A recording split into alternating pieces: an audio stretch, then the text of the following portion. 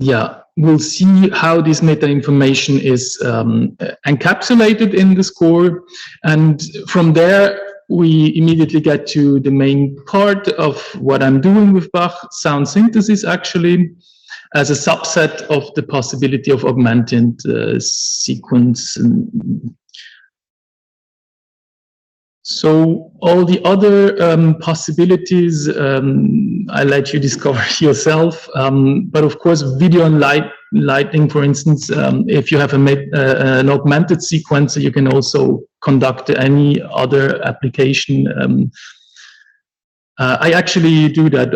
I might show you some of it too. So this just as a very short overview about Bach, and as an invitation to discover it yourself on the web page.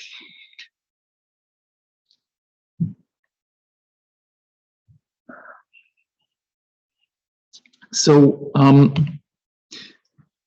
what am I doing with Bach? As I said, I use it mostly as a augmented sequencer when I do for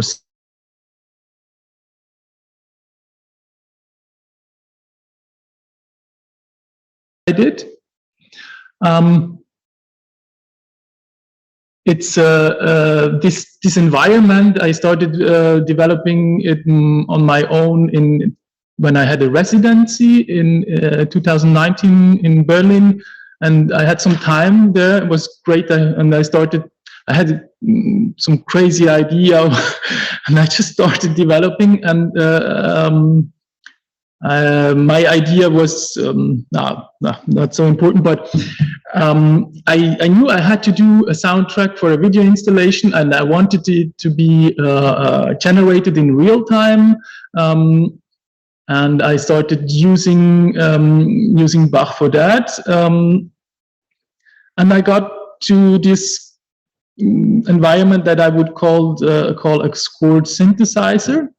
So this is the score of the synthesizer, and technically it's a synthesizer which has on one page something that looks like this.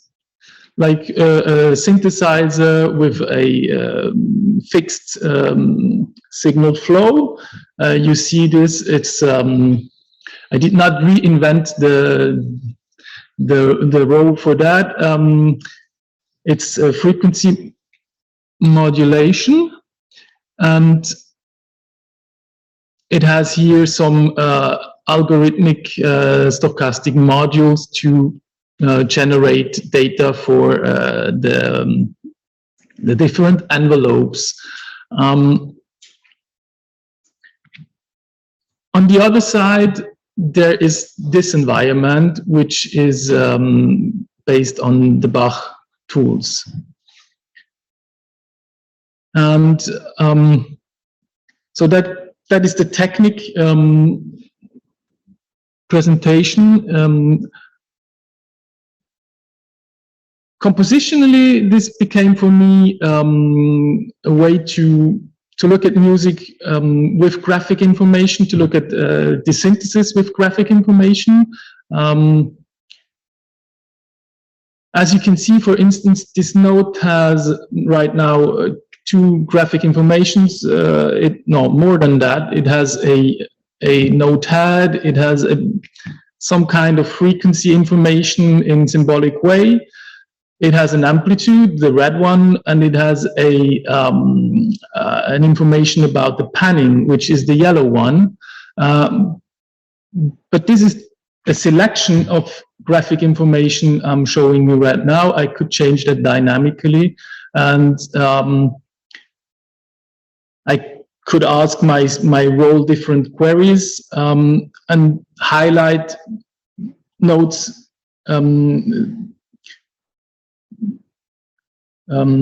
according to certain criteria, and in that way it becomes note corresponds to that. All these things together give me, as a composer, a different perspective on my music. a visual and an informational perspective. So maybe I just to dive in, I give you a small excerpt of how this sounds, just the beginning, because then that's maybe more clear then.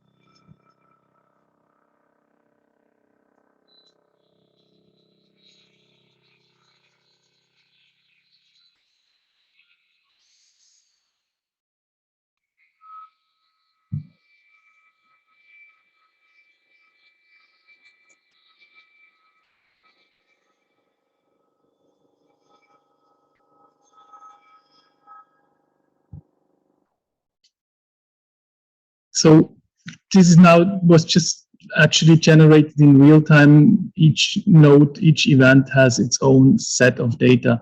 And I'm going to, just because I spoke about the reactivity, for instance, if I choose this node, I can play it right now. I don't need to wait. I don't have to wait till something is rendered, or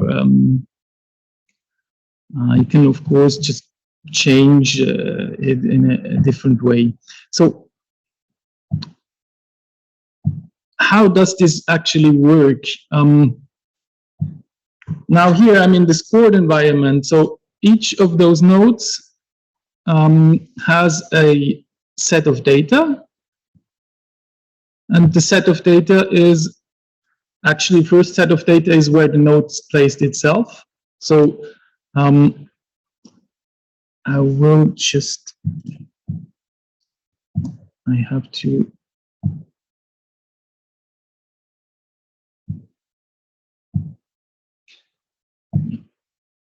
so what you get here, oops, oh, yeah. This window here is actually a window I created to set all the presets of my Bach roll. And the Bach roll is a really powerful GUI. It can do so much things. And you actually can decide on your own how you want it to be. And this makes it, yeah, for me as an advanced user, really interesting, because I can program my GUI the way I need it to be, and it's not restricted on. It has, I can access it in a very low level. So back to the data set of a node. Yeah, maybe let's take this one. Oops, sorry.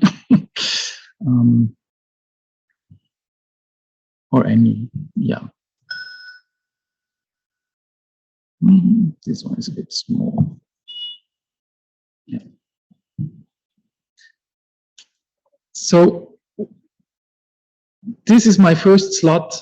It's slot number 1. It's actually empty, but I use this slot. There are 32 slots in each node available for now. Sometimes I already wished there would be more, but of course you can't charge too much information in one node. But here I use this slot for commands. I can determine myself the type of the slot. So if I click Command E, which is, it's also really nice. You have shortcuts for all these things. This opens me the Bach inspector of this slot. And you see the type of this slot is a LLLL. The LLL is a list-like link list. Wow, I can't pronounce it. I'm faster with the LLLL, which is in Bach uses some kind of a joke. How? Yeah, can you pronounce it or not? But here we are right away in the interesting possibilities of the links. That means I defined this as a LLLL because I might want to have structured informations as inside that slot. I can define immediately the hotkey, so I can, here it's C, so I can access it immediately by using C. This is all important because if you really want to work with it, it's not possible if you have to do too much work to access the information. So next slot is really a more traditional one. It's dynamic. There's a way to map traditional symbolic dynamics to velocity, and that is what I did for that score. Because in my understanding, there's the general velocity and there's the amplitude. Element relevant in terms of sound quality. The velocity is just, I don't have to explain that to you, sorry. But I wanted that distinction, and I'm really happy I have the traditional dynamics for an anti-amplitude as different informations. For me as a composer, this is perfect. So if I go inside that, there is a syntax defined by the Bach library, which is quite complex, and you can do many complex stuff already on that level.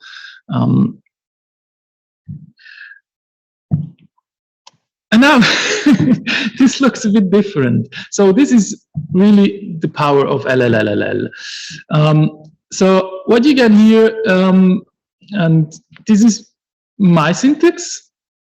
You have actually a structured list. And you can see the most outer level starts here. You tell me if you can't see it because it's, and then I have this first information. In a dictionary, this is a key. So this is I would name this a kind of dictionary based on my own probably not very efficient way to handle data, but it's great because this key is very easy to retrieve with the tools of Bach. And imagine this is there's quite some information in terms of max. Of course, it's totally impossible you would have to use a dictionary, and then you could use it in max, but it's probably not as simple to access without JavaScript. And as soon as you get into JavaScript in max, in my experience, you have a lot of real-time problems appearing. But anyway, JavaScript is great, of course, but this is the way you can structure a list in Bach and define the structure on your own. What we have here is the algorithmic information for a node. These are all standard values because this node actually is not generated with algorithmic values. It is, for me, a specific event and not a generative event. But I'll show you later. Just for instance, if it's written here none, that means there is no generation. So the next slot is also algorithmic information, but more about time structures, which is, as I say, not relevant for this event because it's a specific one.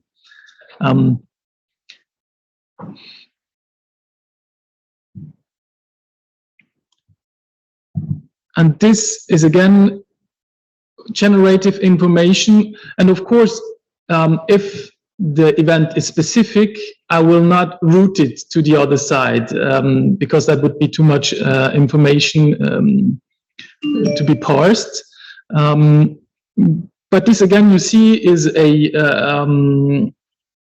dictionary style or structured information with data. And Bach has no problem to handle all those this information in real time. It's really and of course there's a limit, but it's getting now. I have a new machine. It's like smooth, totally smooth, but it worked already very well before. And here we come to the first slot that is actually graphic information. Please. Do you have any number of kind of units you may have had, for instance, like how many slots in parallel or like that?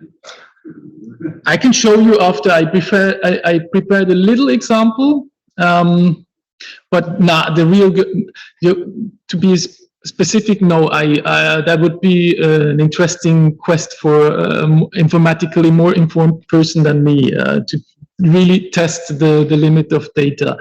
But it's so complex because there's also a way to retrieve the data, which could be more or less efficient, and I'm not sure mine is the more. I did with each version of the software, my personal program, I improved those questions. But yeah.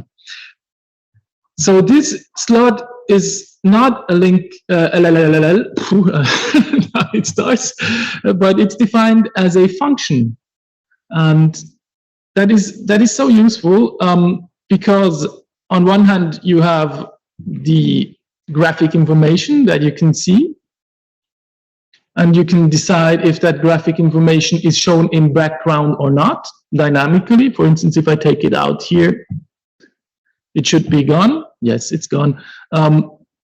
I can bring it back, of course. But above that, everything is also always in.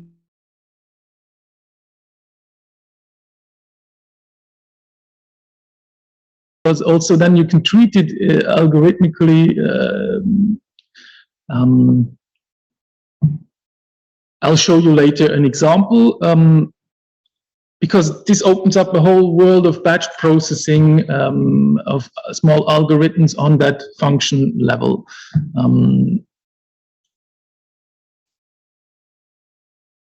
So we were at slot 6.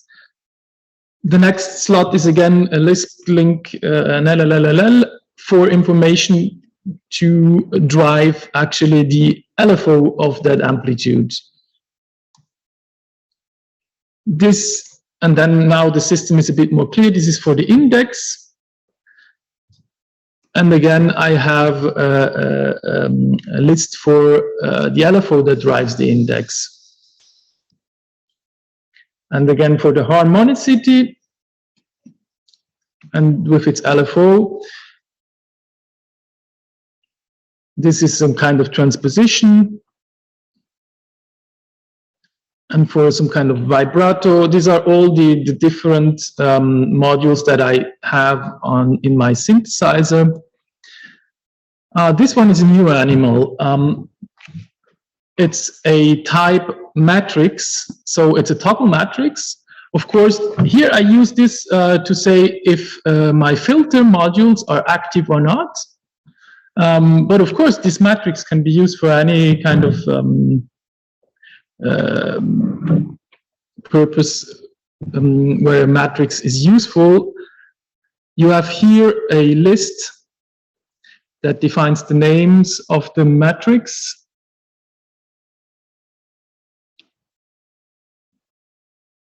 And of course, I don't need to access that inspector. I can set this by message or even create some generative module that will change it on the fly.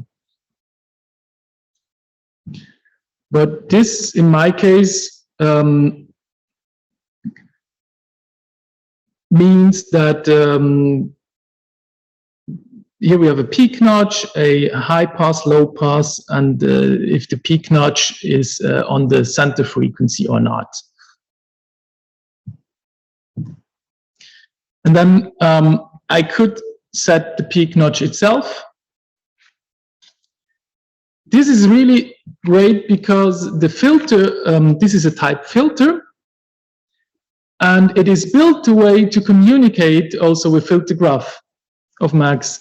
So the way this is integrated into Max is really useful because you don't have to do 100 workarounds in order to get your data fit to the Max object that actually you want to drive with it. So it's already thought to drive a filter. I'm not going to go into the detail, but of course, if you go inside again, now you see this looks more like a, I can't say Bquat syntax of Bquat parameters. So here's the high pass. And this is all reactive, so I could just change that and change the frequency of it. This is a low pass that is not actually used, that's why it looks a bit strange. So sorry, so these were all in type filter. And this is again LLLL for reverb. And the next for my chorus. This again a function, but not for a filter but to drive. I use an oscillator which is written in Gen and uses wavetables. And each wavetable has 128 samples, and I can interpolate dynamically between these samples. So this function actually is a function to drive the interpolation over time. This is also something quite great we can use now in Max, which was, of course, not really available before Gen, or not in the same way. This is the data for my modulators oscillator. Synthesis is built. My synthesizer has 2 parallel oscillators, so that's also how I can not only interpolate inside a set of samples, but also between I can mix the 2 oscillators.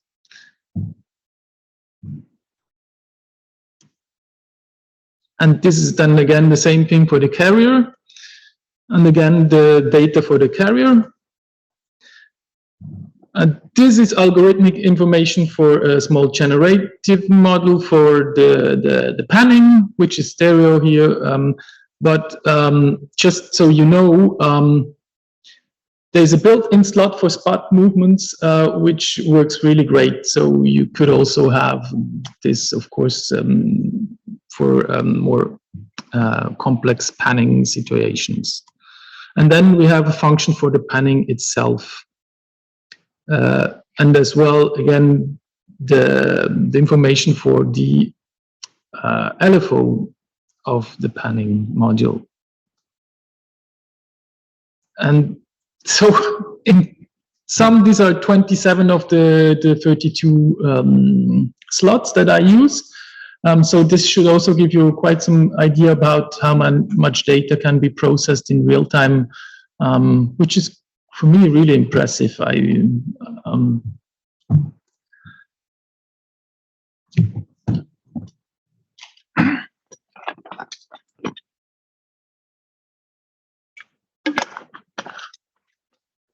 So next, if you have questions for now, please just tell me. So maybe, because otherwise I will, yeah. I'd like to ask you how much time you spend when you start a new score. Yep. Because I'm already, when you're speaking, thinking about the differences between masculine and I don't want to start that you can do with the send controller data to everything you wait for you. And this is a node-based information. So, and if you are this program, you just press a button and you have what your preset selection, or you have to start painting everything. Yeah, that's what I wanted to show you right now, how I actually work. There's a definitely, that's why I showed you before that there are two ways to deal.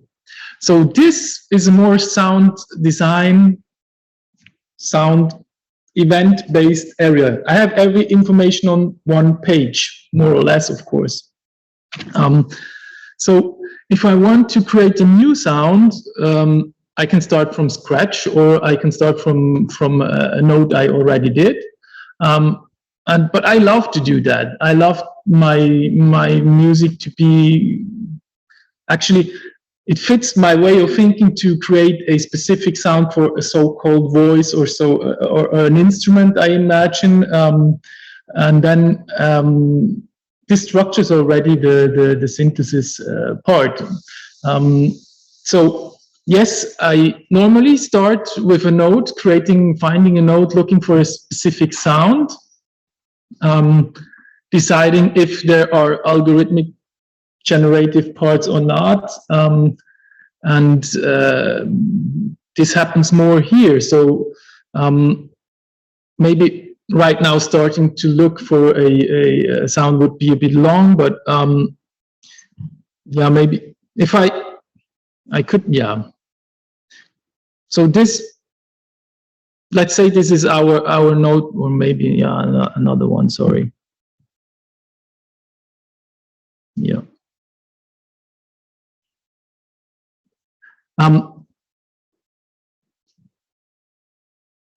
Of course, I can also send a note from the other side and then start working here.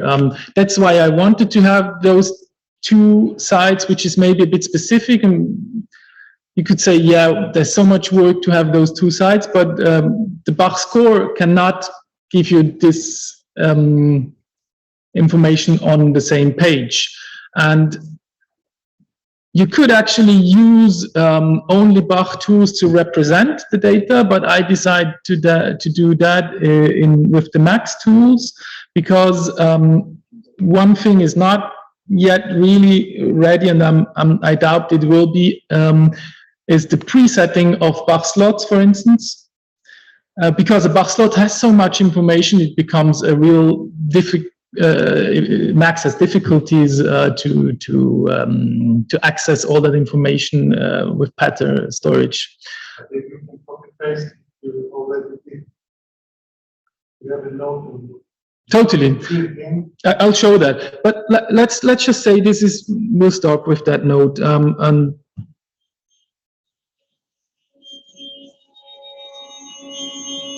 so it has quite a long. It is 10 seconds.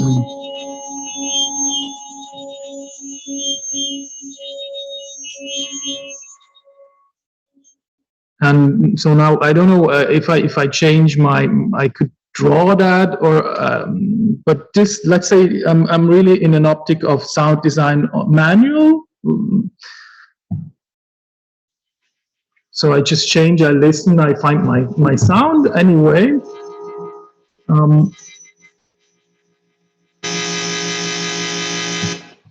And now I decide I want to have it in my score for further treatments. So this is my little dummy window where I import then the note. I get it here.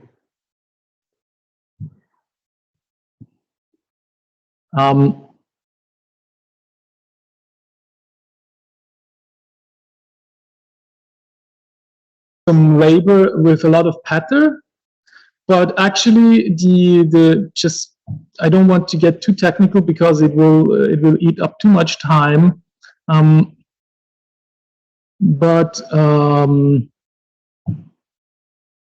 As pattern storage can access all this information, I can also then get the information of pattern storage, and this is then routed here. Looks like this. And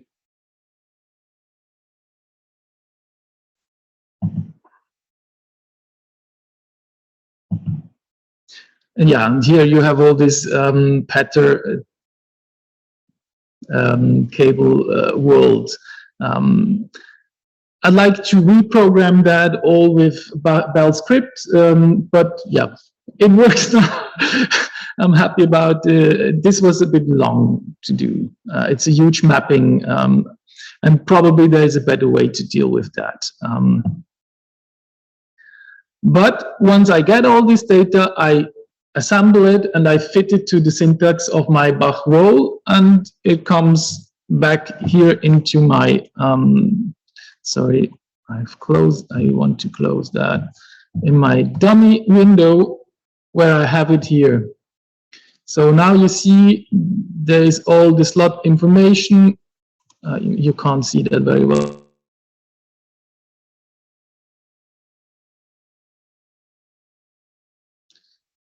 Yeah, so excuse me. So the amplitude, we see this is the amplitude envelope, and you recognize it immediately here. So I imported that note. Now, if I want to insert it, this was my example. Let's say I want to insert it here. So yeah, I will maybe, sorry, just a second, please.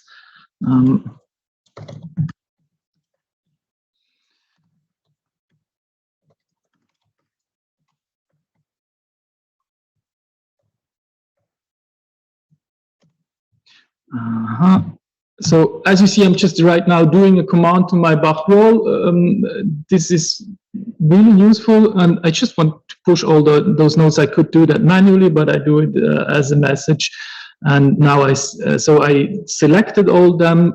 If the onset is bigger or equal, the number of the position of my cursor, and I will define the new onset. Onset equal onset plus, let's say 30,000. And that Bach roll is able to understand this way is really, really helpful. So you can say the onset is equal the onset plus a number, or what any mathematical operation. That is, I mean, I'm not so good in math, but even then I can see how useful this can be. So now I have my space here, and now I want to insert this. So I have my onset of my cursor, and my little algorithm checked if it's a specific node or a mixed node. That is my way to deal. Mixed nodes have generative information, but just so you know why this is written. And I will set now the onset.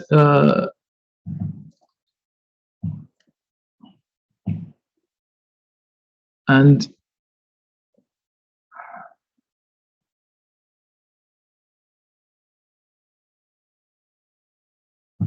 insert it. So this is there would be probably a way to do that faster, but at the same time, I decide when I really want to find new sounds, I work on the environment which is more sound design style. Of course, I could start also only in Bach, but I lack a bit the information, the visual overview, let's say. And now once it is here, I can, of course, I can modify it. For instance, now this is just a way to modify time. I can really draw this. Yeah.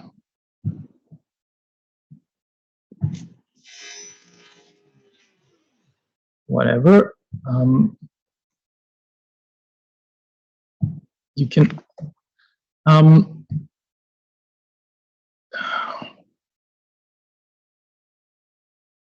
So this would be a very standard situation where I create a sound on one on my more synthesizer-based environment and then insert it here. Now, let's say this note, which is about around 10 seconds long. Yeah, it's too long for me.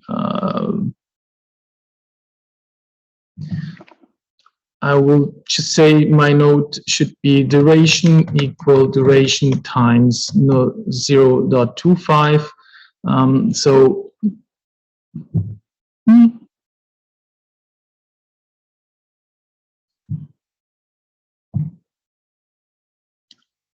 yeah, I want it to be short, like 1 second or even shorter, 250. So yeah. Let's say I prepared here a little algorithm that permits me to repeat it.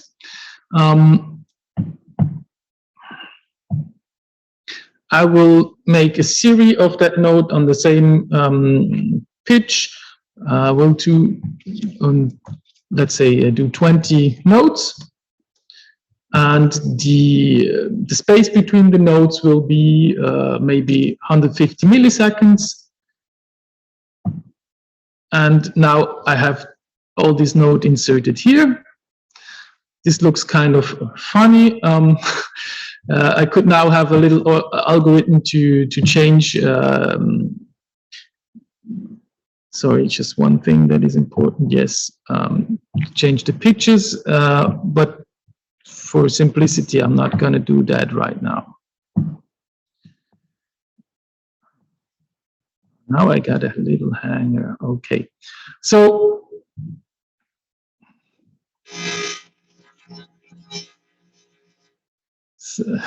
not the most beautiful sound, but let's say now it's really that's demonstration purpose. It really sounds ugly, but okay. Now what I want to show you is that for instance, I have a little tool that allows me to work on envelopes. So of course now these are 20 notes, but if you have hundreds, it's really powerful. So let's say I want a short amplitude, something more like this, even shorter. Yeah. So this should be my start, and I want it to be quite smooth at the end. So what I'm going to do a little morphing. So here I set the original, and yeah, let's just make it the opposite. So my slot is the number 6 in my score. And yeah, the number of steps for the morphing will be the number of notes. Of course, there are different ways. I could now also change not the domain. Domain is this, but the y-axis of the slot. But I'm not going to do that. And I have here a scaling function. So I'm going to morph from the original function to the destination function, and I have here a scaling function to say how this is going to be. Nothing new under the sun, but really useful, I think, in musical terms. And that's it. So this is also really real time. Now, how does this sound right now? Like this. Still very ugly, but you get the idea.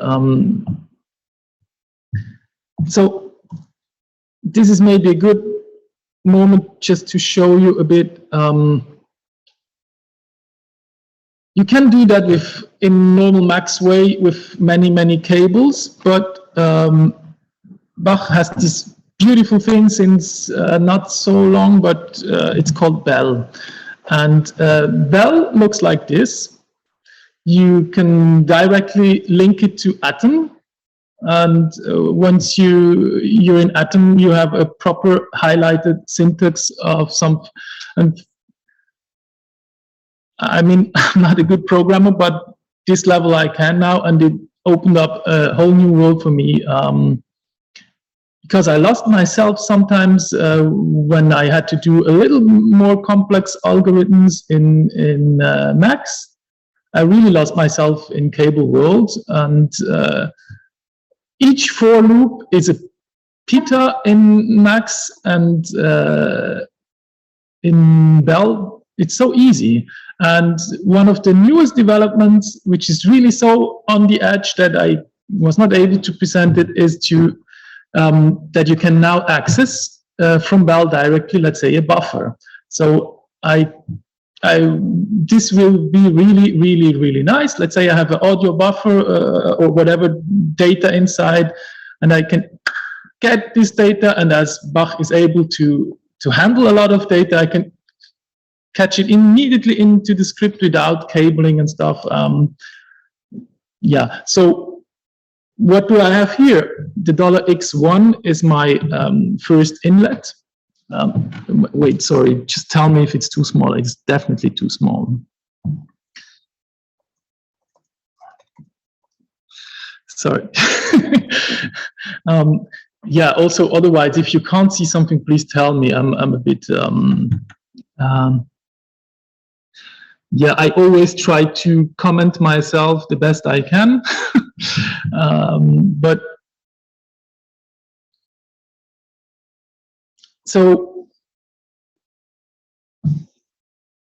this is well,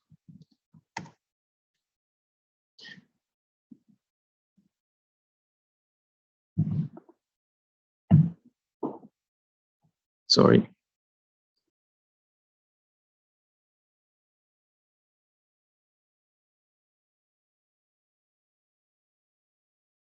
Yep. So here I get the length of the number of steps to do. I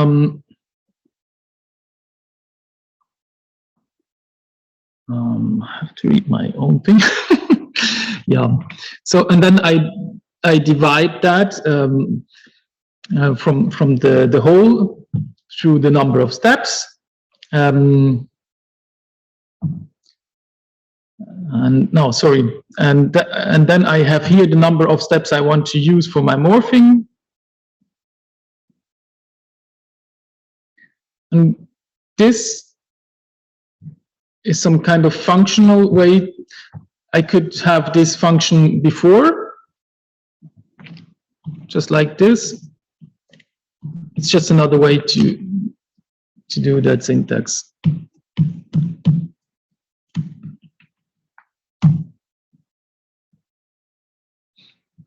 And then I have the for loop here where I can access my variables I defined before.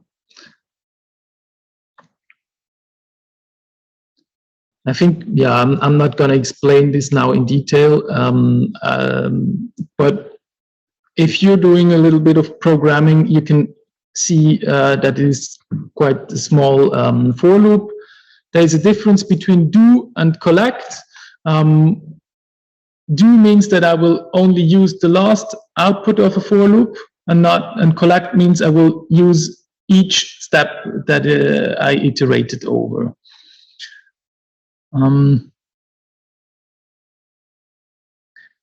There's also one thing in Bell script that is a bit special.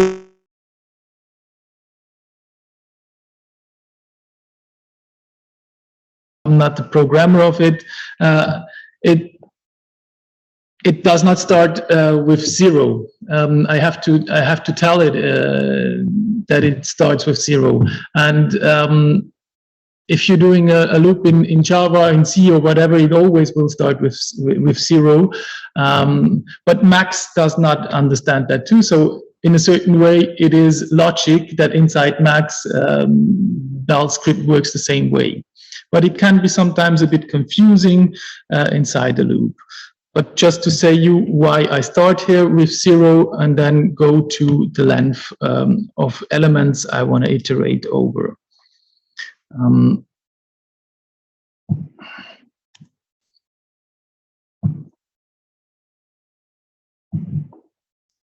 I can, of course, have many different small snippets of scripts or more complex elements.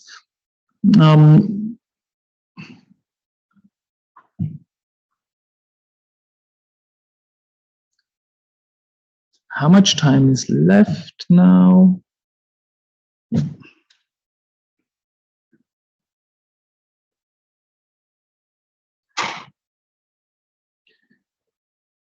So, yeah, so much for the interpolation function. This is a typical example of stuff I used for a certain piece, and then I develop it and try to improve it when I reuse it.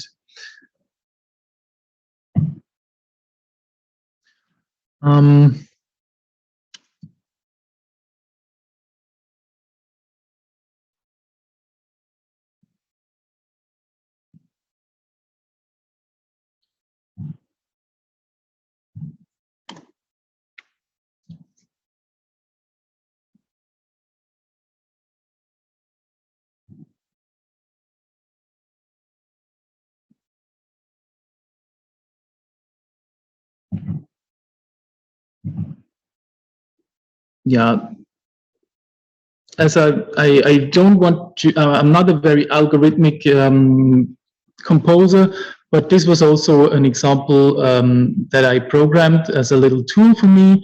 It's more for progressions, geometric progressions like accelerando or rallentando. And again, I used for that a Bell script.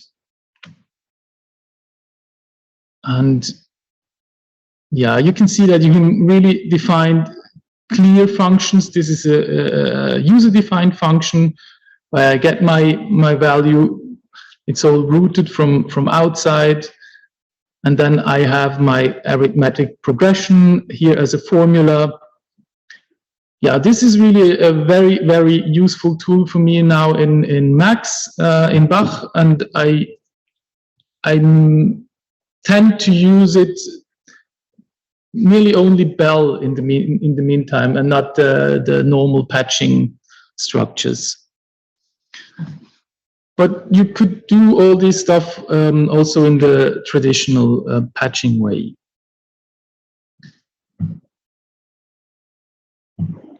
So yeah, maybe the next thing. Are there questions right now, maybe from your part? Yep. Maybe you said that the Bell is something which comes with to install. What is Bell? It comes with Bach. It comes with Bach. It is developed by Andrea Agostini, and there's even more things now in Bach. There's a new library which is not public, but for which is called Ears also, which is more on sample audio way. But Bell comes with Bach, and the syntax, the highlighted syntax works in Atom, and you can actually define Atom as a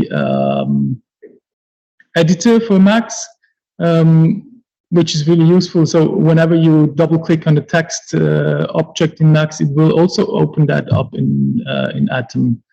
And honestly, once you're working with complex data structure, it's nearly impossible without the proper editor. You lose yourself immediately.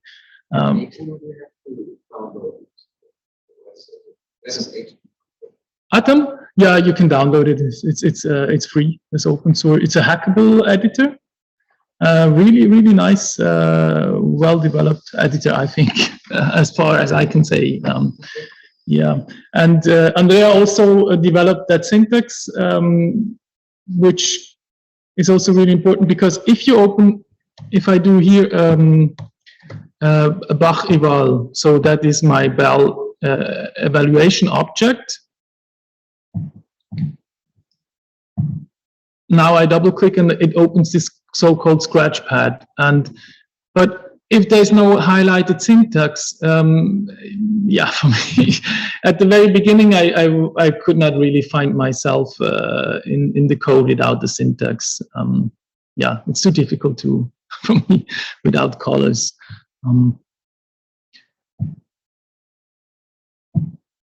But now I also, for instance, it's a structure, the representation, but if I have a huge data set and I really want to work on it, I use this, I open it in Atom and work on it in Atom.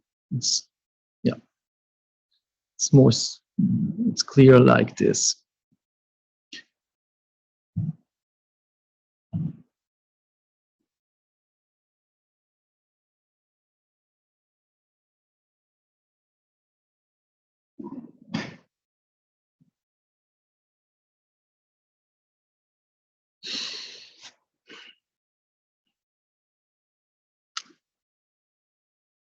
Yeah, I prepared a little example of a generation, because we are here in Marseille, and this was also the place of Riese. And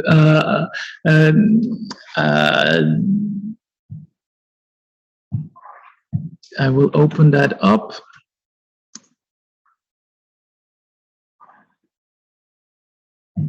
So this is the, let's say, normal Bach way to patch. It's an example. I did not invent that myself, because it's very mathematic, and it's based on the work of Daniele. So he presented that way. There's a very nice, sorry, I will make it bigger,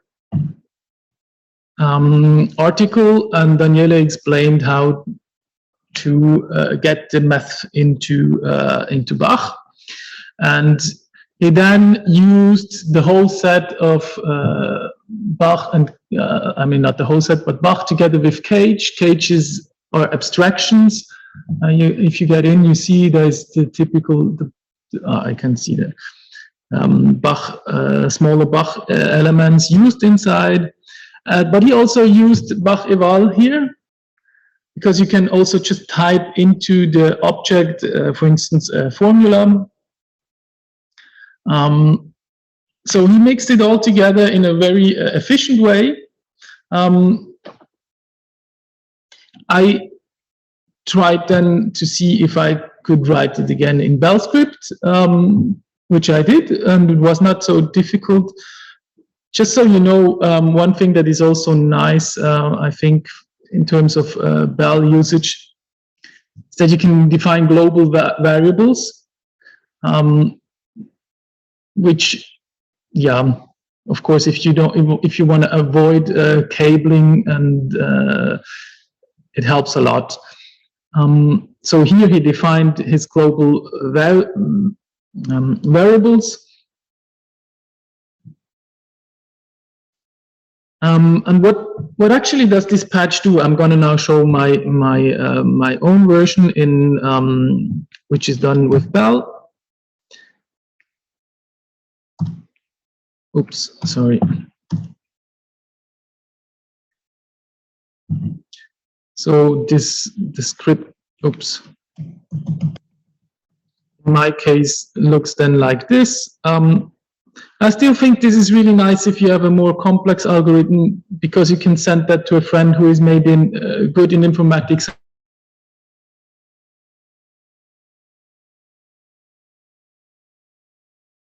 Just find that funny in the best way. But also to show you that this is all possible in Bell script. I even managed to do my own partitioning algorithm as an exercise, because there is no partitioning tool in Bell right now. There is an object, a Bach object that does it, but not in Bell script. I'm not going through that now. I just wanted to show you how that it is possible. So we all know the Risse glissando. The nice thing is you can do that on more than one parameter, and that is what this patch does. I defined here some kind of initial structure. So these nodes, which I honestly just randomly put in, and I will define my tone division here, because I could also decide that even though I have quarter tones here, I will only show then semitones here, or even have a tone division in 8 or more, a smaller tone division.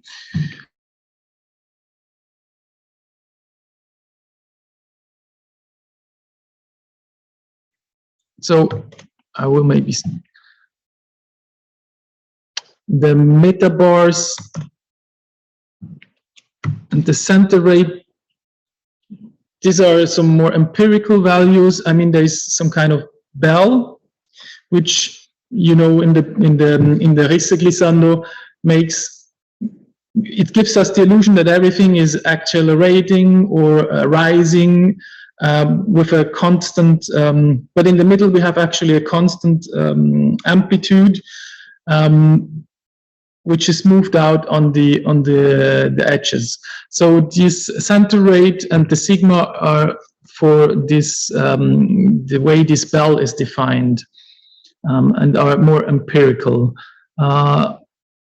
Yeah, I can then trigger my algorithm and have it layered here. So this is also quite a nice example to show how efficient the library can be in terms of algorithmic generation, because, yeah. Now, if I just play the simple MIDI of this,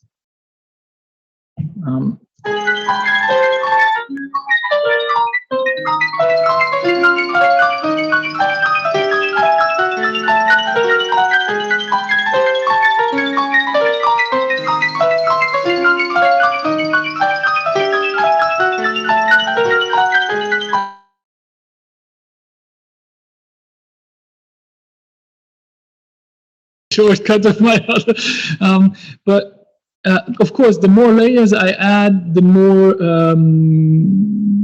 the algorithm works actually in terms of perception. So there's no trouble. I could easily add here 9 layers, and it will execute this. So we have this applied now in terms of rhythm, in terms of the Risse idea, in terms of rhythm, pitch, and amplitude. So on more than just one parameter, actually. And still, it will execute this.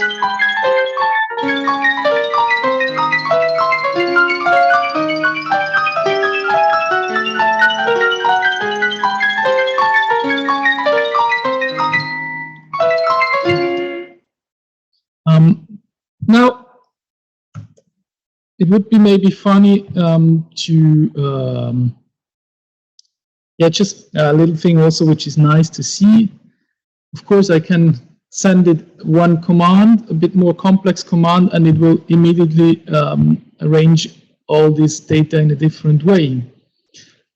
So once you see that, you get the feeling of why I think this could be a database, because I actually did a query, or I just asked it to rearrange the full data. Yes. So, but I could also use this now for my synthesis, no? Why not? And sorry, no, that's not what I wanted to do.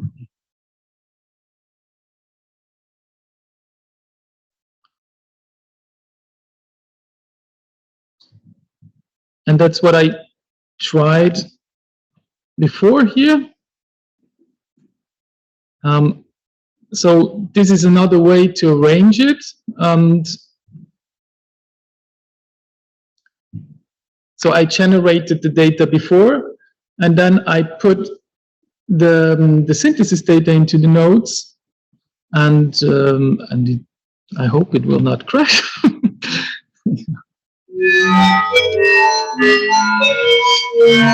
Sorry, it's really loud. Sorry, it's too loud. Yeah.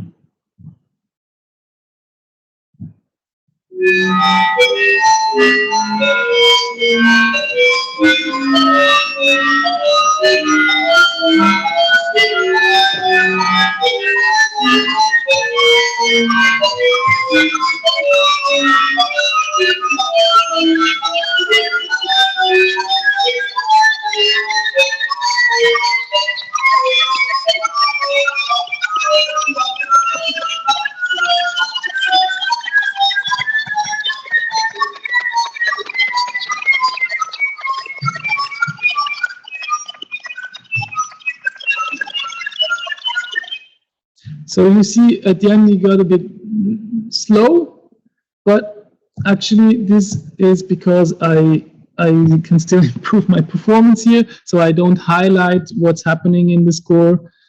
So the Bach library also has possibilities to withdraw some of the graphic information, but to make it more performant, to give it a better performance. So I will try the second time now.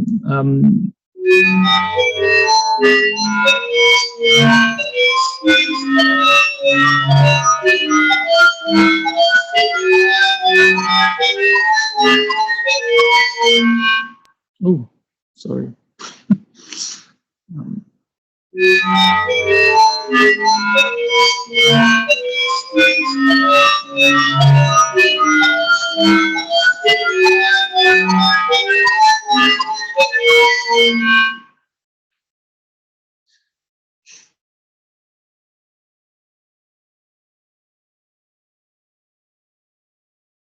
I had the command here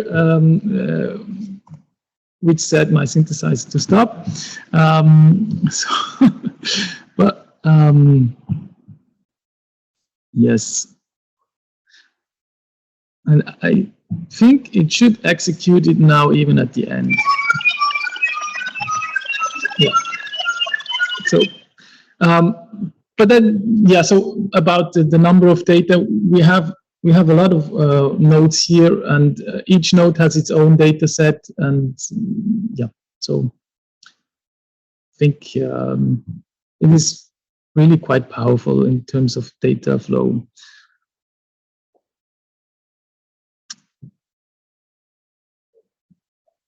Please.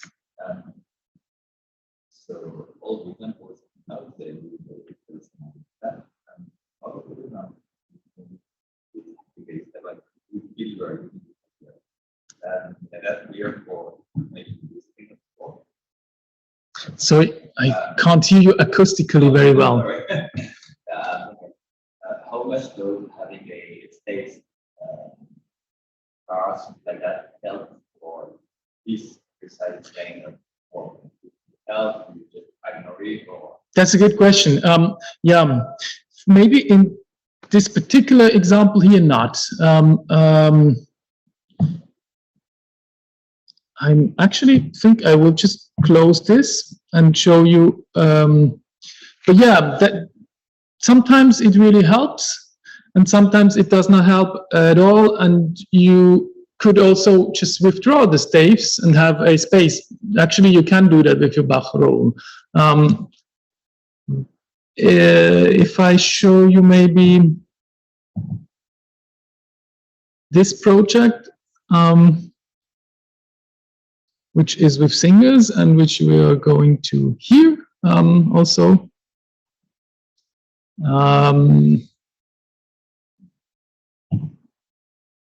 So yeah, that is maybe just a nice view. Here actually I use I synthesize in real time and with also a lot of generative elements, and at the same time singers are singing with my synthesizer, and I use Bach also to conduct a visual conductor with OSC, and I also send the information to my live electronic patch on the other computer. Yes? It's polytempo, of course. Oops, sorry.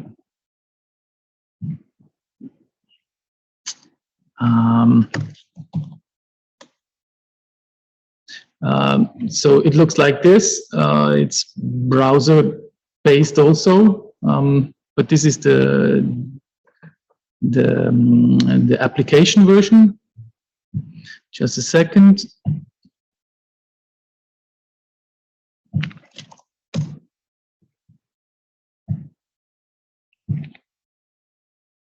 So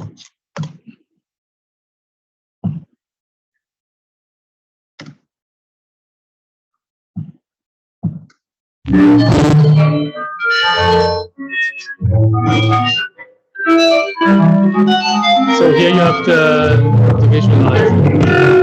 It's really loud. Sorry, it's very, very loud. Yeah. So that's an external application. Yep. It's developed by Philipp Kocher, and I send it OSC.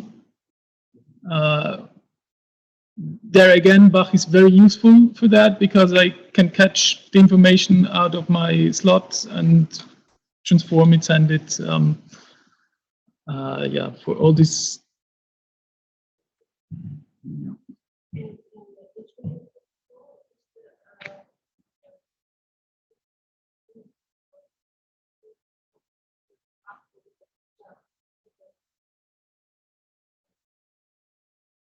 Yeah, that I hope to do that.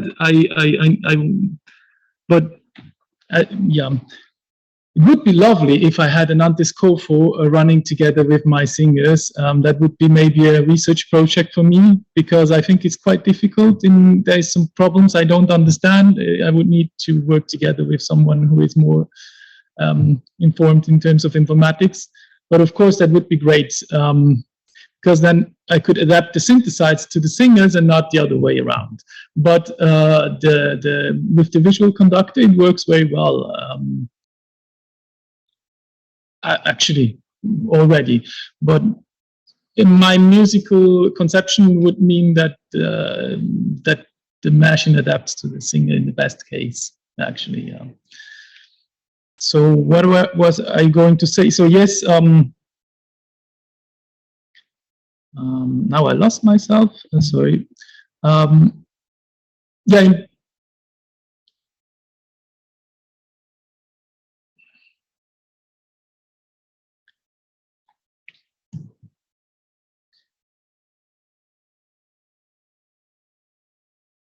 Yeah, the question was about the relevance of the traditional symbolic information in terms of pitch, for instance. That was your question. And here in this piece, yeah, I forgot your name over there. Sorry. Yeah. Now, in this piece, actually, often the pitches are very relevant concerning to the singers. My sound synthesis, the pitch of my sound synthesis is also done in relation to the singers, and here it is very useful. And also for me as an interpreter, because I will play that, you can see also different colors of each note. These colors correspond to a different fader, so I act on each note also as an interpreter. So all the graphic information is relevant here for me as an interpreter. And yeah. It's also a nice example of other sounds,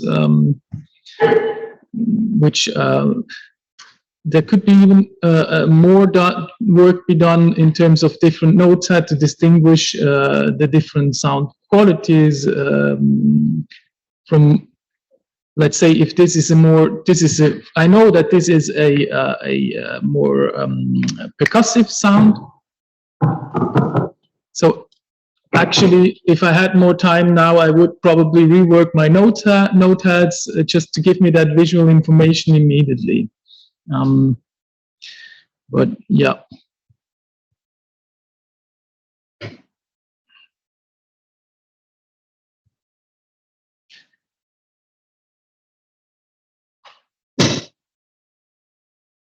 So indeed, sometimes, but I could just also change the clefs, of course, and then it's not so much relevant if this is a C or a whatever note.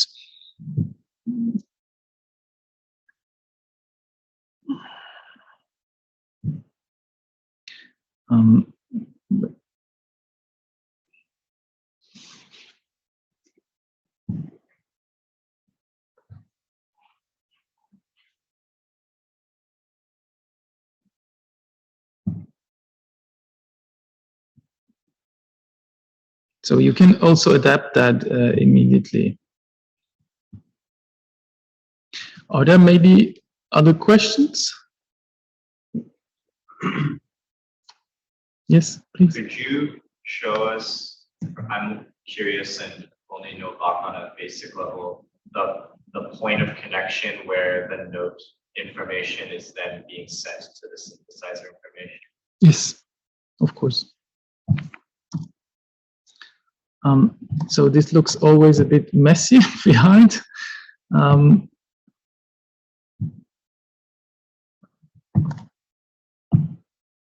So for now,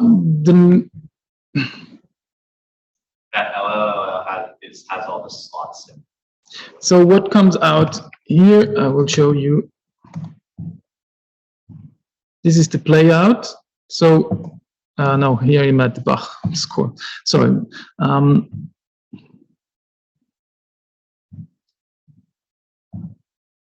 So let's say this note here. That's all the information in that note. A lot. And yes, makes me laugh a bit too because does not look very efficient.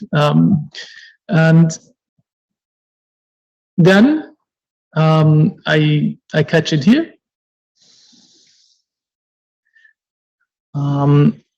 Here would be other information I could use.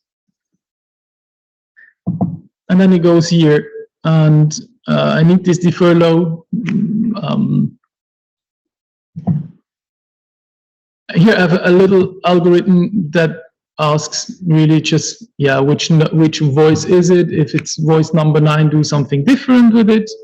And And then for the generative, this is really a bit messy. Not so sure I can explain that simply. But actually, I have first to check if the duration of the note is generative or not. If it's generative, I have to send it to the generative module, get the information back. Here already it starts how I should probably reprogram the whole thing and make it simpler. But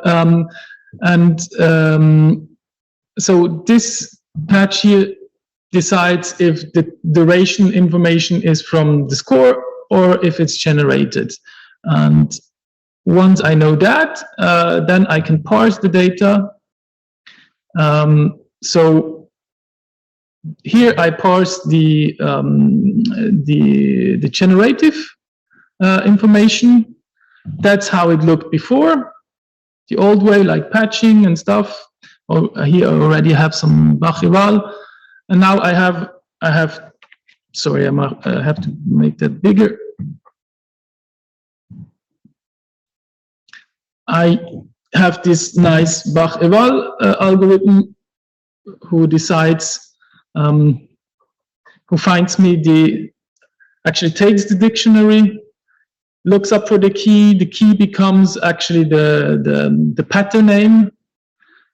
So you can see this line here is actually the address of my pattern so I can also fill it there, because of course I could send it only directly to my synthesis module, but I also wanted to have available for my other part.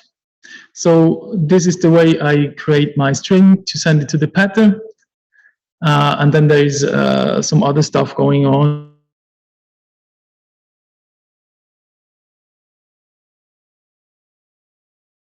That sends it to the object, and at the very end it's pattern storage that sends the whole data down. So of course this could be done in a more proper way. Certainly it now works, and it has some advantages and some disadvantages, and if I were a programmer I certainly would do it in a different way at the end. But was that clear more or less? Yeah.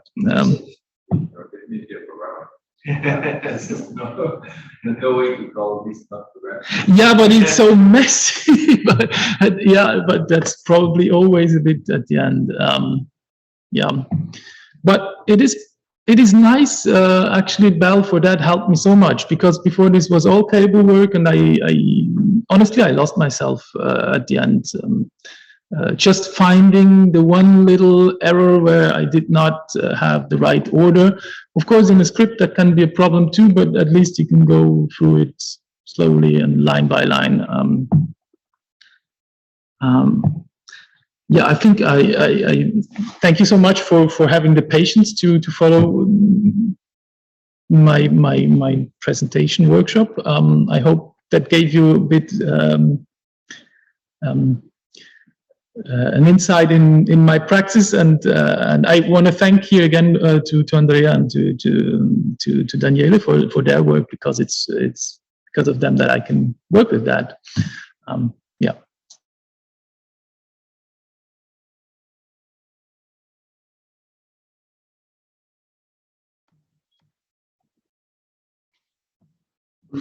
A question. Break. Yes. Break. Sorry? Where are you living? In Zurich? Oh, Yeah, Zurich, yeah. you. I also studied with him, yes. I studied with Isabel Munde and with Germán Toro Perez. And you're still related to the ICS?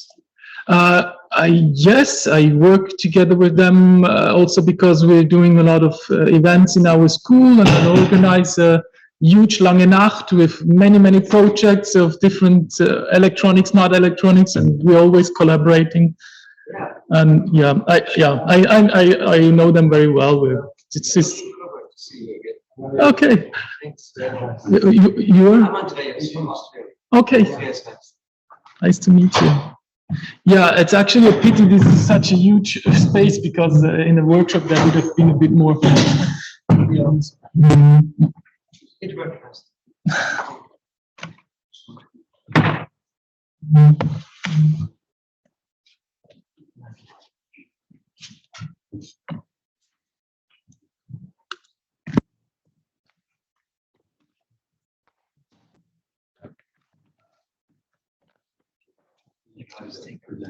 Danke vielmals.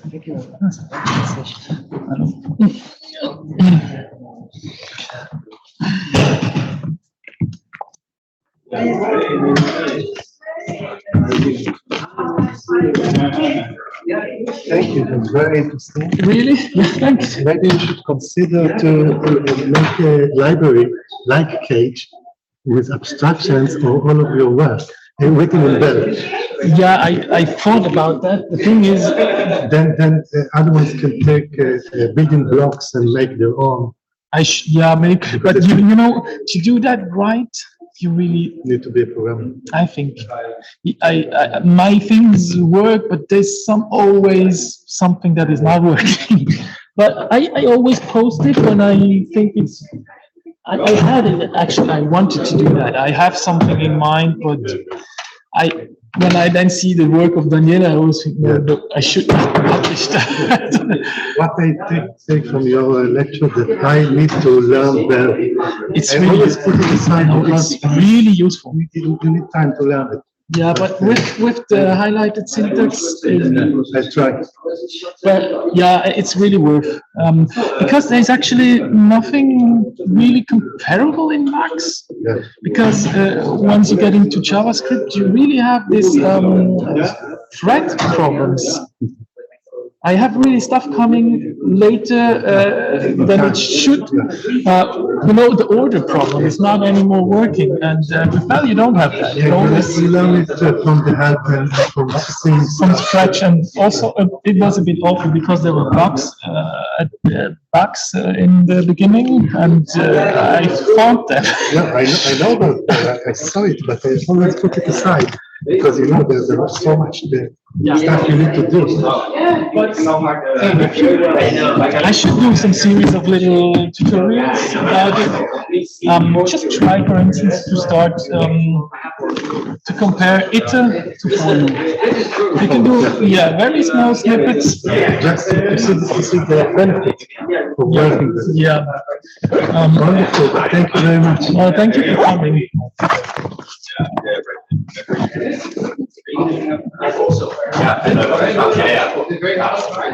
I already used. Hi. I'm Rama Godfrey. Sorry, we just came You from- are Rama. Yes, All right. we haven't met. Not I yet. just heard you were in Zurich. Yes, and I know you're coming to Zurich. You're gonna be professor. Man, congratulations. Thank you. I'm really super excited. Ah, so nice. Seems like a great place. Huh? I hope you will like it. Okay, well. It's very expensive, but if you're working as a professor, you don't worry about that. But that's one of the main disadvantages of Zurich, is that it is really not affordable for people who are not working there. Yeah, I think it's okay. I mean, it's seeming like it's 100% position. No, for you, it's not. I mean, it's not. No, I I'm mean, it's working at the pretty good. university myself. Oh, yeah, No, okay, you will okay. be really fine. But if you're students, I mean, if you're coming from Italy, you should live in Zurich. It's No, right. Yeah. Hi, how are you? You're good. Yes, and Hi. you are me. Nice to Yeah, meet you. nice meeting Yeah. you too. Yeah. Yeah, wonderful. I just realized Jonathan said that we should ask you about the router. Or Oh, you need the router. yes. Is it? Yeah. Oh, yeah. Just show it out. Sorry, yeah, we just cut the very end of your presentation. No. It's fine. Oh my God, poor guy.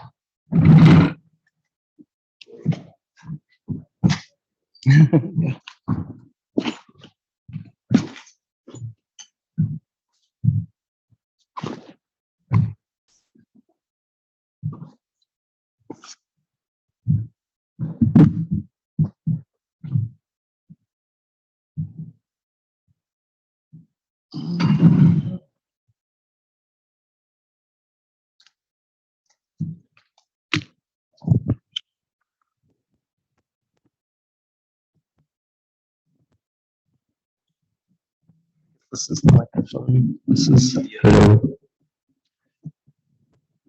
Oh, yeah, the adapter. So, I guess I'm going first, right? And then we're. Yeah, please. I need to get some water. I'm counting on that because I mean, I'm gonna go pretty from like base 0.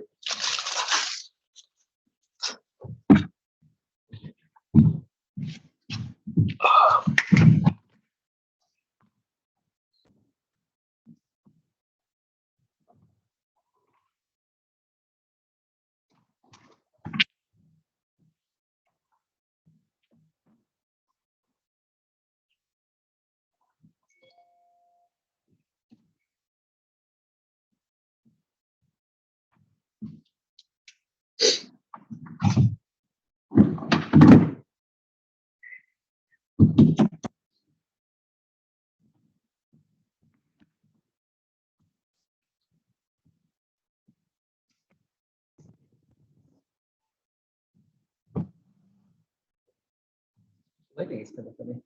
Oh, because of the projector. It's dark here, so that the projector is more visible. Hey, Jerome thing really does work. Oh yeah, this does not work.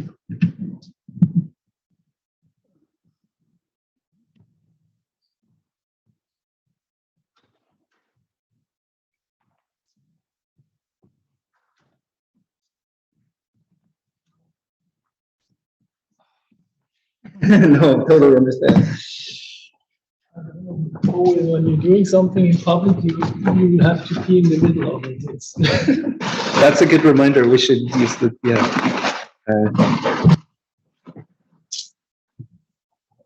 I've occasionally had to be like in class, be like, okay, everybody, like think like, why don't you guys talk about that stuff we've just been talking about? I'll be right back.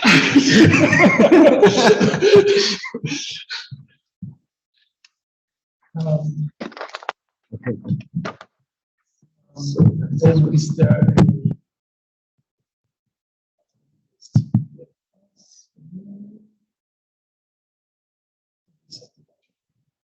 Okay, I don't know how to. Is it easy? Reset? Yeah, just there's a small button. But you need effort. You have effort? Yeah. But don't preset it. Maybe we can get connect anyway. It's just don't worry about it. Need to remember my. Do you have like a computer? I think it's used stupidly. I said something. Yeah, it must be the keychain, right? You can look it up on your computer, yeah, probably. Of course, I can do that. My brain is not working right now. So I know totally know how you feel. It happens to me all the time. So. No, I've never used that actually. So what is this? American keyboard. Okay, I might have a question for you later, but maybe let's figure this out first. Yeah, Polytempo it's called. Okay. And it's user and the password it should be user. Hello. So Well, maybe, but do we really need to configure it? Well, so the password. Now it's working. We're hoping to let other people use it in the hall. Exactly. So is it easy for people to log into it? Yes. It's not password. No, it's not protected. password protected. Oh, just to start it, you have the password. Just if you wanted to do something on the network itself. No, we don't need to configure it. Okay. Oh, So sorry. Just to use the we're just sending IP OSC. addresses. Perfect. So yeah, connected. Now you're connected. It's all set. Okay, so for like Sorry, my phone, it was a misunderstanding. so for my phone, It's called Polytempo. Polytempo. Oh yeah, there's no From password. Philipp Koch's. Where are you from? Oh yeah. From Zurich. Zurich. Yeah, well, we're just Your mother tongue is is English. English. Es ist Ist Deutsch. aus Hamburg. Ja, genau. Genau. Das ist verrückt. Also du bist richtiger Schweizer? Ja. Echter Schweizer. Ja, so richtig. Ja, richtig. Dann normal. Es kracht und tut. Ich habe auch Familie in Zürich. Schön, ja. Ja, also ich freue mich total, euch kennenzulernen. Ich bin gerade ein bisschen, mein Intellekt ist gerade ein bisschen reduziert. Aber ist ja sympathisch. Ich auch. nicht so. Aber ja, das sollte funktionieren. Also wenn du mit deinem iPhone Ja, okay, ja. greifen kannst, dann bist du im gleichen Subnet und dann kannst du auch OSC. Ah ja, und so weiter. Subnet, ja. Weil genau für also, sowas brauche ich das nämlich. Ich schicke nämlich okay, so hier ist Polytempo und dann hier und Subnet und so weiter. Ja, super. Haben die eine Steckdose hier? ja, da Ja. gibt es eine.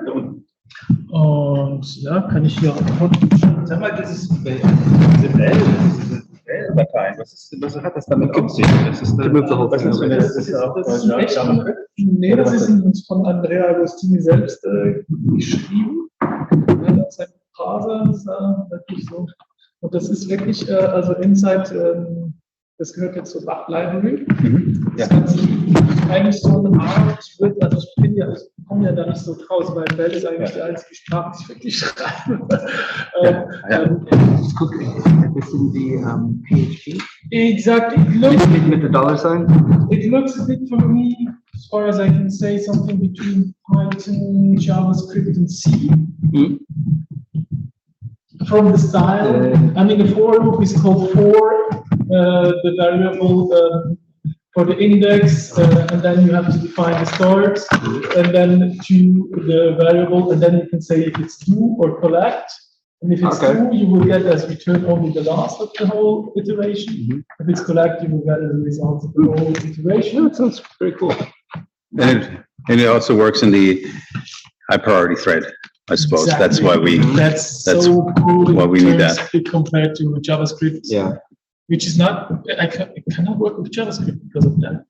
Yeah. Well, for different things. Well, you can, but if you need it in priority, Yeah. I had really stuff coming later than it should come. Yeah. Of course, I mean, you know, time dependent stuff is possible to do. But now that is really now JavaScript. The newest development is that it can access like a buffer or anything. So yeah, it opens all new possibilities. Cool.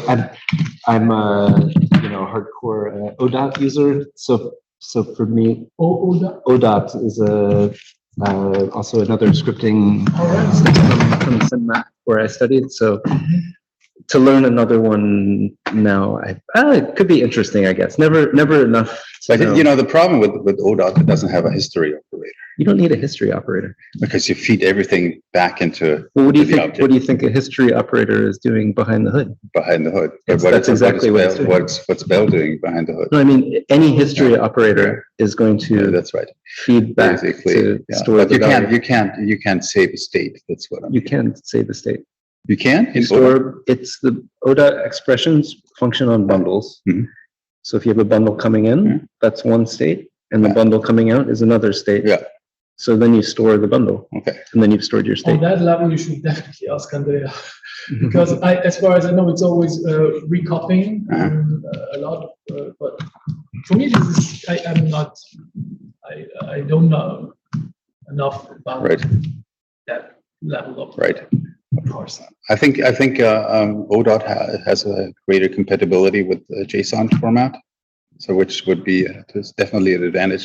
It's a pretty unique thing. It has pluses and minuses, but just like everything, I guess. We can discuss that. I mean, I'm already happy. I have one If you have- scriptable language. Totally. I understand a bit. Uh-huh.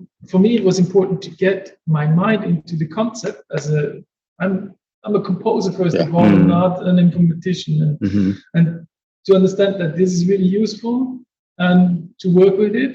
Yeah. This was very important, and then it changed even my conception of making music. Interesting. What the- It's really interesting how the tools we use change our thinking. Exactly. Yeah. I'm very pragmatic also, like and agnostic. Like if it works, it doesn't matter. It doesn't matter. It's just, Yeah. I have, No, I'm- each system has its own thing. I'd like to hear more about the JavaScript. Somebody's at the door. Was this the plug you were using for the projector? I'm sorry, I forgot your name. Micha, Micha. sorry. No, use the HDMI where you also will get out the sound.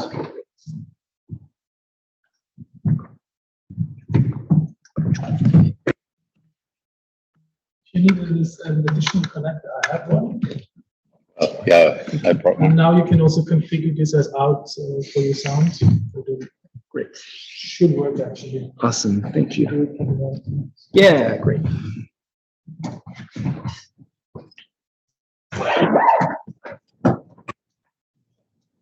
I should probably connect to the Should probably, there's all these. this network is not showing. Well, maybe. Should see.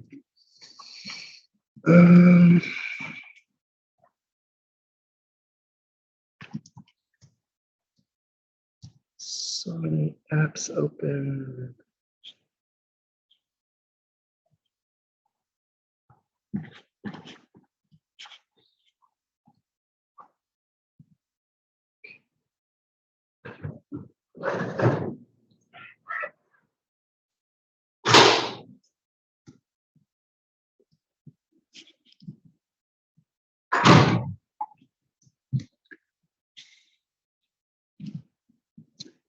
I'm not seeing this. Oh, it's called Polytempo? Is it a hidden network? No. See, I don't see it. I just.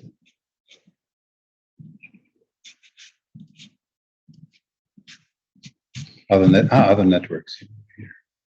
Polytempo. All right, kind of. Oh, I should get online.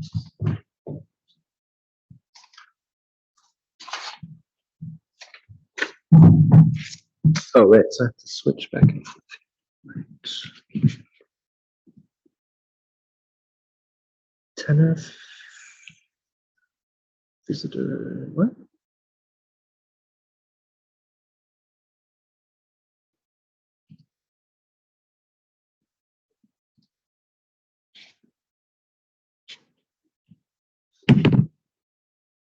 Now, I just changed my network. Are you still able to, are you still logged into the Polytempo Yeah. thing? Okay.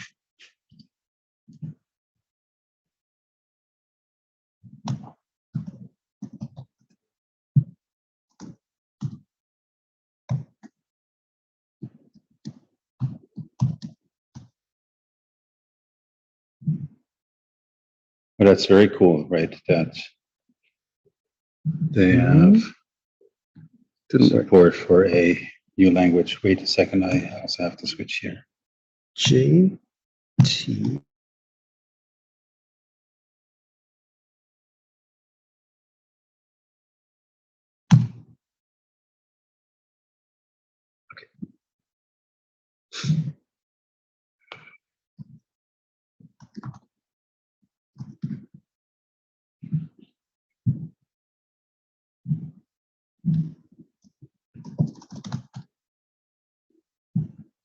Look at this. Isn't that nice? That's decibel score player score. Nice. And I'm let me not see able, whether I can for some reason, I'm not upload I'm not online. I'm not the getting. sound.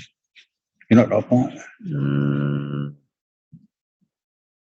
Gmail. Google is not working for me.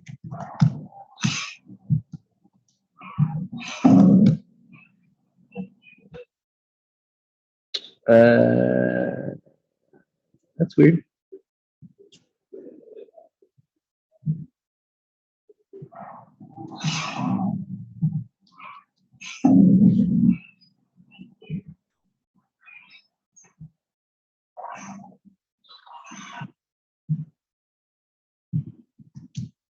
Okay, there we go.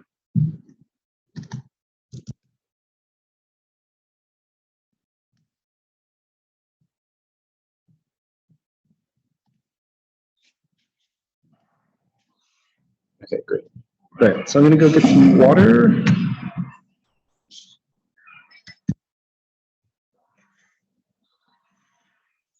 Nice, pretty well.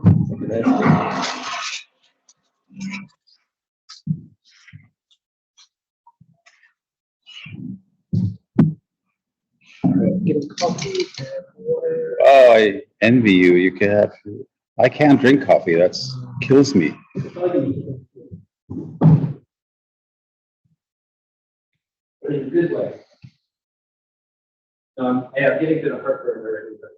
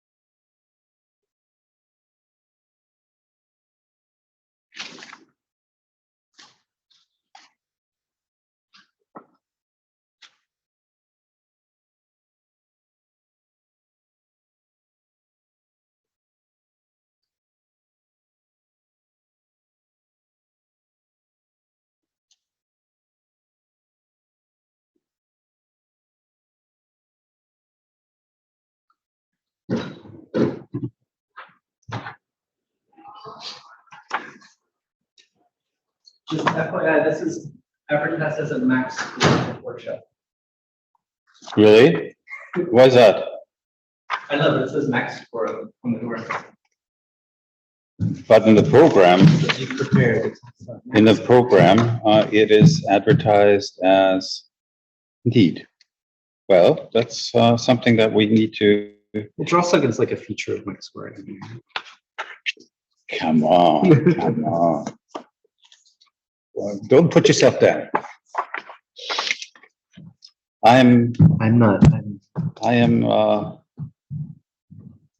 sure you will, correct this mistake.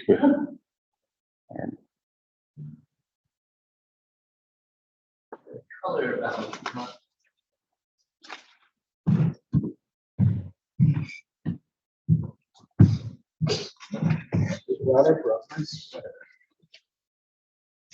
A lot of people out there. Kat and Sandeep just arrived.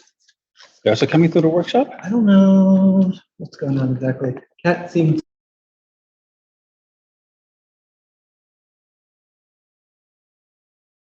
the piece, she said. Keep the what? Keep the piece. I guess there's some contention about having multiple streams. Oh, I Check, see. check. I see, Hello, I see, I see, I see. Because a lot of people, You can choose any seat you want. right. Yeah, I don't know. I don't understand why they actually, Were we like also using our computer? That's the idea. Seems weird using the computer. Well, I know, it would be nice if it was like a conference room kind of thing. that's an excellent idea. It occurred to me, like, fill out this bottle. Yeah, I saw Raman do it. I was like, yes, that is the way. I'm already halfway through mine though. I might have to go back out again. I'm all like nervous. I always get nervous. The truth is that I haven't prepared for this at all, but it doesn't matter. It's fine. I mean, I've taught it before, so I know how it works pretty well. Yeah. And I already wrote down how to install it, so I could just be like, and then we download the latest Max Pack. And then most people already have it anyway. I don't know. That actually would be a good thing to start with. Just see where to begin. Like how far, maybe if it's majority of people already have it installed, then we can skip ahead to other topics. Yeah. Yeah. But so what have you been doing with and I of course following all of your war posts, and it's super intense and fucking sucks. Yeah. I'm so sorry about that. You have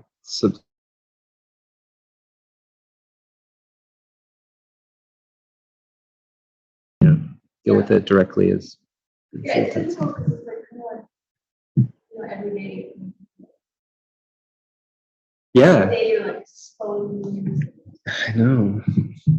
And especially these days, because it's everyone's has been preparing integrating some really big Preparing what? big Russia attacks. It's the 9th of May, and it's the day of liberation day in Russia. Mm-hmm. So they have this huge parade. But with very little equipment, they'll have to do this year. But so they were just preparing for works around the days. So it's what happened? Surprised just to do shadow. Yeah. Sorry. Yeah. Fucking horrible. But yeah. And here we are talking about music notation. Yay! Yeah. I guess life has to go on somehow, right? Yeah, I just hope that I have to do all the other things that I normally do in life, which is fine as well, because what else I would do? Just be depressed about it. Yeah. I think it's still good to make, to put something positive forward, right? Yeah. All right. So, okay. I'm happy to talk about it more too, but No, it's fine. let's bracket that for a second. So I'm curious what you've been doing with DrawSocket. Well, I'm just actually at the very beginning trying to understand how, the organization of it works, because, you know, this ring file, like I'm still not Ah, yeah. clear how it's, where it's. Right. I know that it's like part of the folder that you are creating, but. Yeah. But this HTTP stuff, I'm really like bad with all the. Okay. Yeah. So maybe it would make sense to. Oh, that's a good point. I have some slides actually. Maybe that's where it's showing. Hi.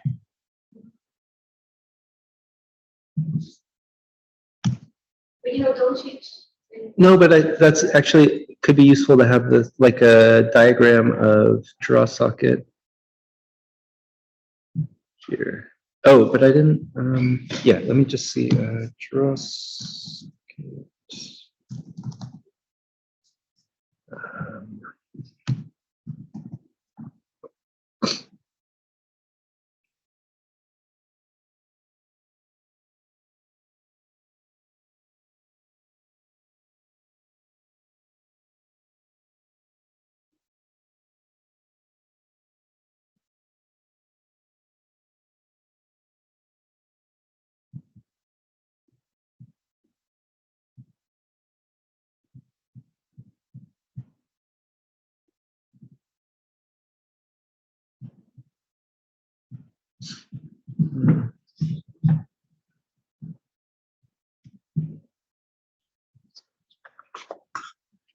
Find it.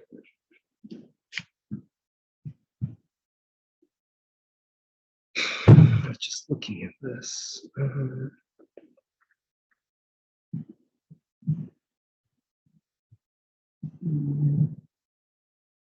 Yeah.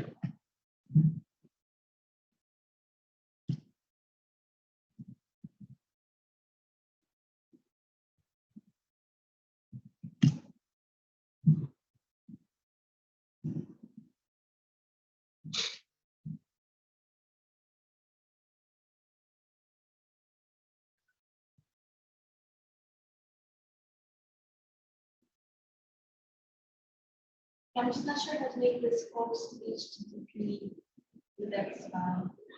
You don't have to make it. Oh, you don't have to make it? No. Okay. So this is sort of the under the hood framework of how it actually works. But there's sort of like different depths you can go into the system. Like you can.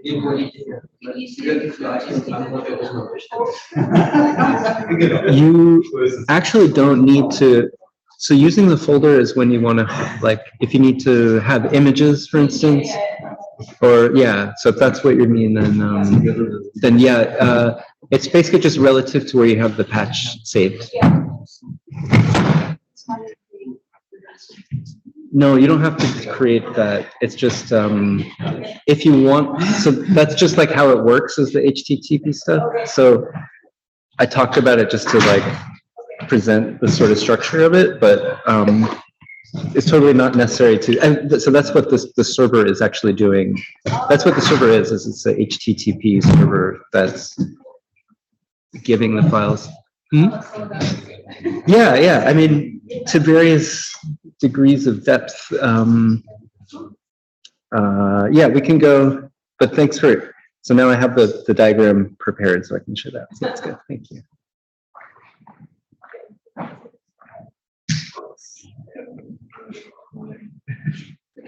Hello and welcome. I guess we're going to start now. Okay. Isn't it? Yeah, we could wait. Yeah. Should we wait? Yeah. Are there still think people that's- out there or no, is it not really. pretty? Okay, That's pretty much it. okay. What I have to say that this workshop has been announced as a MaxScore workshop. I have to, in all fairness, add that it's actually a draw socket / symbolist / MaxScore. I don't know if workshop. we'll talk about symbols too much. Right, but actually it's also draw socket is the foundation. Actually, this workshop will be centered around draw socket.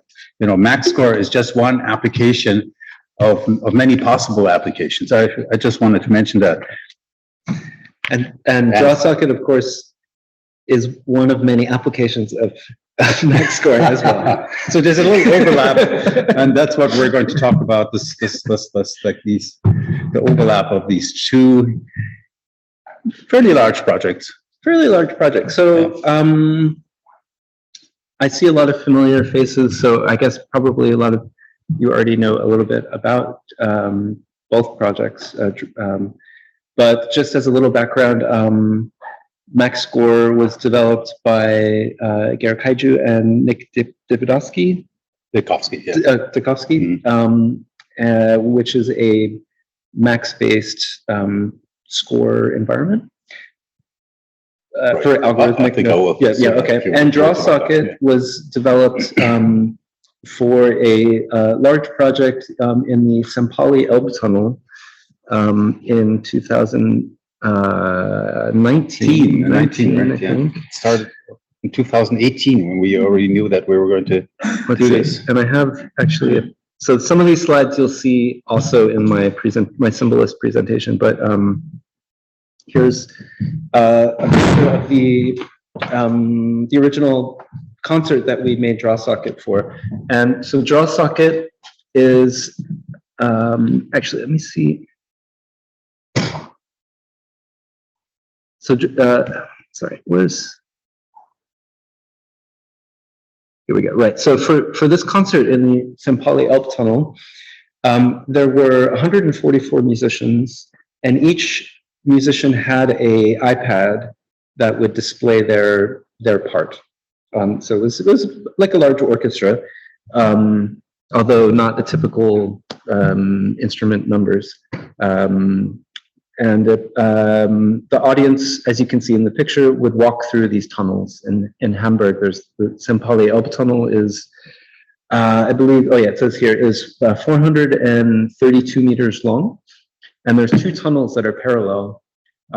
So we had in total almost a kilometer of space that the people were walking through. So each musician was spaced 6 meters apart, and they were all connected to the same Wi-Fi network. And DrawSocket is a server, a Node.js server that creates a WebSocket connection with each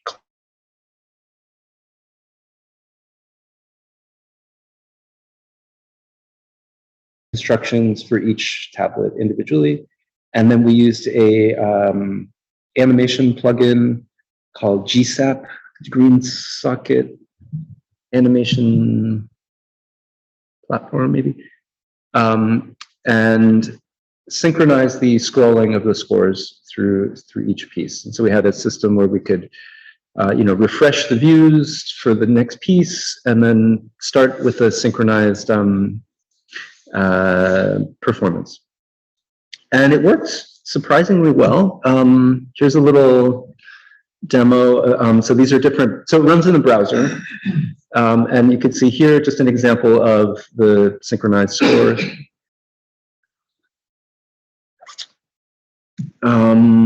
So we had a lot of iPads, very many iPads. And I think I took out, oh yeah, so then later, I took out, there's a little demo of the walking through the tunnel, but during the pandemic, we then made some experiments. There was it was called what was the Digital Stage Initiative? Was that the name of the? Yeah, Digital Stage. So the Digital Stage Initiative was this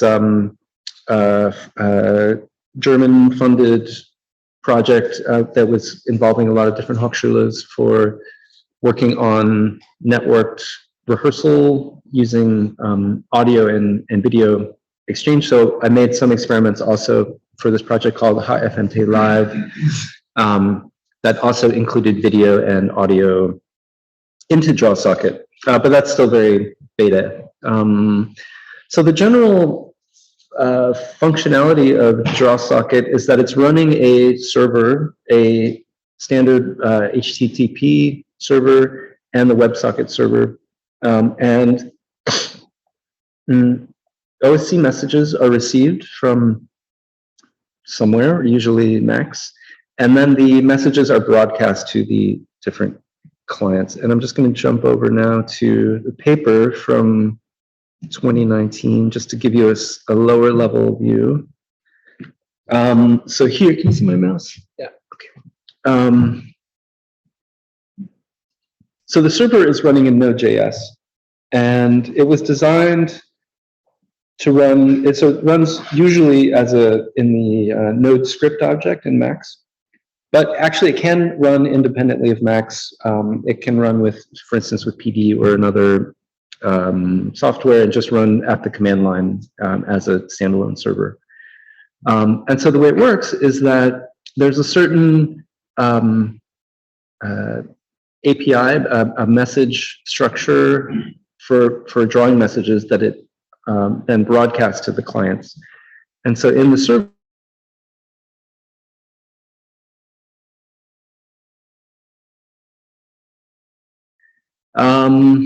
there's the WebSocket, and I'll not go into detail into everything here, but basically there's a default web page that DrawSocket displays. So when you log in, you see a page, and then let's go ahead and start looking at it. And I'll take you through, I'm just doing a little presenting here, but actually I would like to take everybody through installing it, and so that we can use it on, it's more fun if you have it on your computers. And also we have a network in here, so we can actually send messages to each other and stuff like that. So essentially, DrawSocket, I'm wondering what the most simple would be to do this. All right, so I'm just going to go to a new page. And is that pretty easy to read, or should I make it bigger? Okay.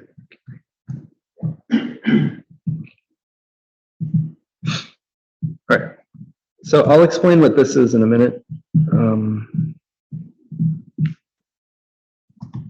So if you've ever used the Node script object in Max, you'll recognize these messages.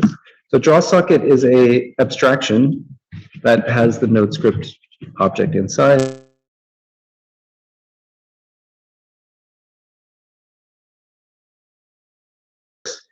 So you hit script start, and it loads, it starts up a server. So now there's a server running in the background after hitting start. And here out of the right outlet, I'm looking at this with I'm using the ODot library from SendMat, and this is a ODot display object.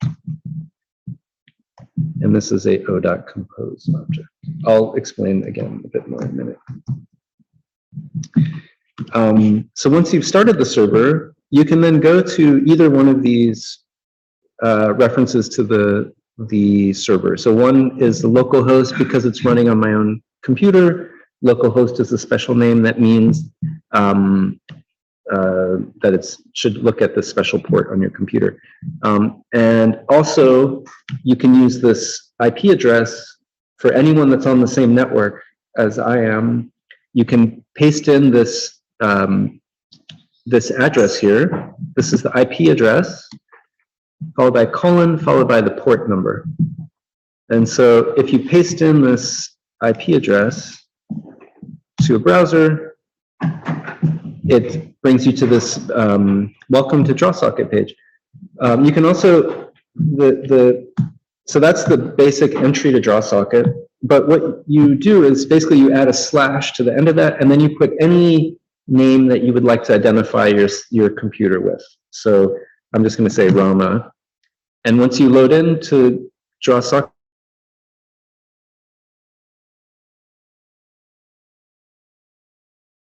flash of blue where it says synchronizing, and then you have just this plain white page.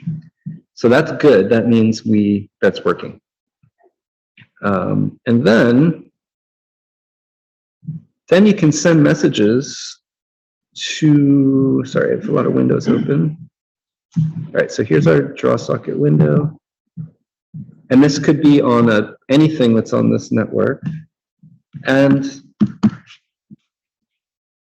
then here, this is a OSC bundle. And it's very similar. There's two different representations of it. But the main one we're going to be using is the ODot compose version, which looks a lot like JSON. If you've ever used JSON, it's almost the same as JSON. except that it has slashes for the variable names. So if you send, so the format is that you address messages to the URLs that you want to address, or you can use the star to address all clients at the same time. For now, I'm just going to send it to myself. And then there's some, then there's a key and a val. The key, there's a few different, so, okay, rewind. So DrawSocket is essentially a wrapper for the browser. So it's essentially creating just a messaging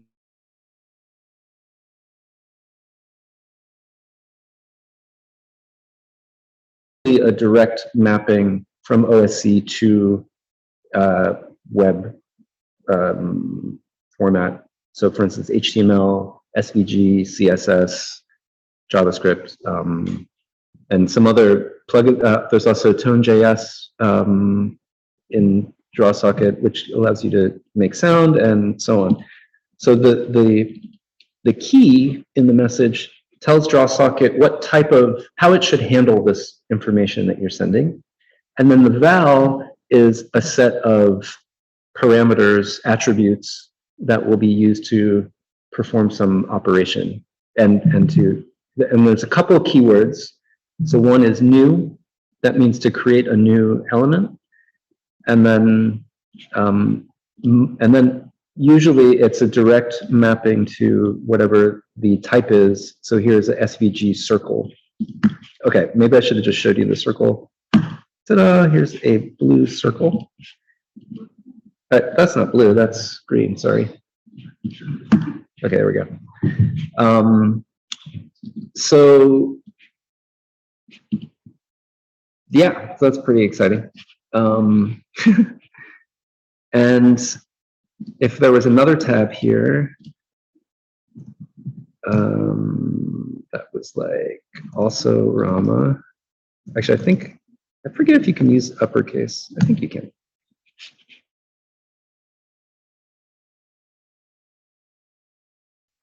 You can see that it sends the same thing to both of them. And Rama, I have a question. yeah, You're online, right? Aren't you? I am online. So maybe all the participants could actually also see these circles on their computers? Maybe. When they're You could try. I don't know. I'm on the school network. We could see if this works. Yeah, try going to this IP address. So it's. Or maybe you can use the router. Yeah, that's true. So I wanted to. I can see that. I wanted to. Okay, and I can switch back to this later. I'm online so that I can show you how to install it. Because you do have to be online to install DrawSocket. But in the meantime, there's a router up here that is not connected to the internet, but is open. And if you go to Polytempo, is the name of the server. You can also use a cell phone. Yep, you can log in with any device, cell phone, iPad, computer.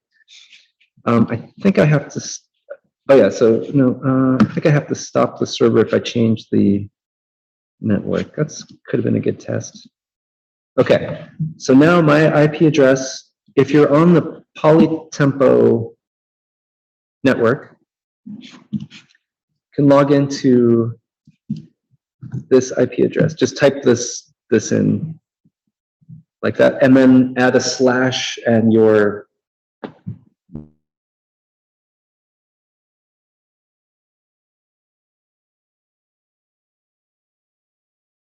colon, excuse me, port 3002. For me, it's not allowing access for the thing. Oh, really? Does it work for you? It's okay. Yes. That's only problem. Konnte nicht hergestellt werden. I don't know. Oh, oops. Doesn't matter. Okay. I should have saved that. I'm gonna stop and restart, and then save this. Ah, crap. Right.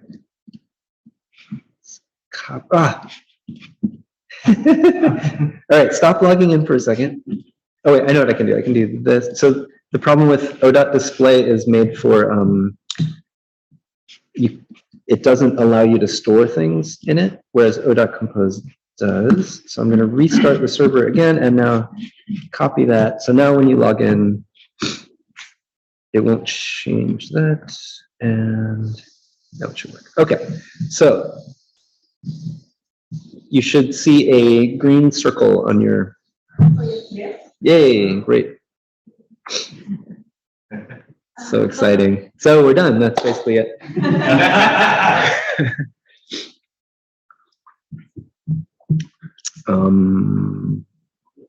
Oh, here's something fun. Okay, so this is, I'm going to copy this.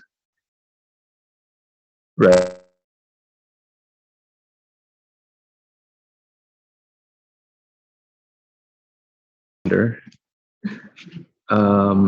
And I believe, so now I'm going to add a animation. Wait, ID target circle. All right, so this will be target Stevie. And did that do anything? Just a green circle? It's paused. Oh yeah, true. No, but it says ID. Oh, bouncy start. All right, clear. Create Stevie. Oh, Duration is 1. it should work. 1 second.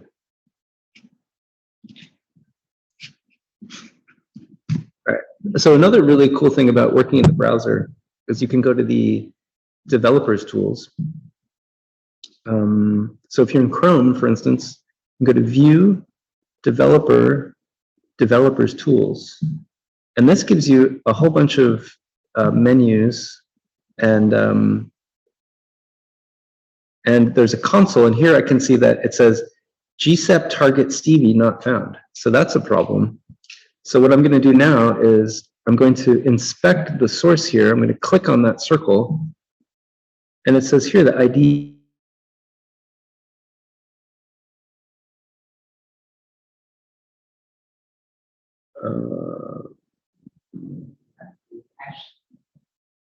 Oh, yeah. Could be. Yeah. Hey, thanks, James. Woohoo! Right, so the target is using a CSS selectors. So, for instance, if we had a bunch of different balls that we wanted to bounce, that sounds funny. You could also target all of a certain class type. But anyway, just to show you some basic functionality. So I think if I recreate it, it will stop bouncing, yeah.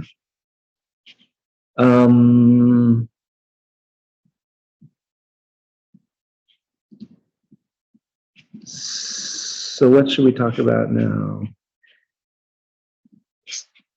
I guess I'll show you the help patch. Should I take you through installing it? Or do you want to more see what it does first? Anybody? Anybody? What it does. What it does, okay. Okay, cool. So yeah, like I said, it's really about dynamically creating content. So I explained already a little bit about the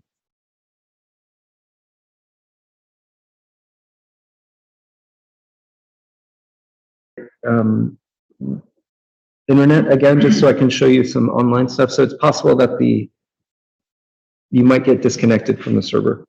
All right, so I'm going to log in.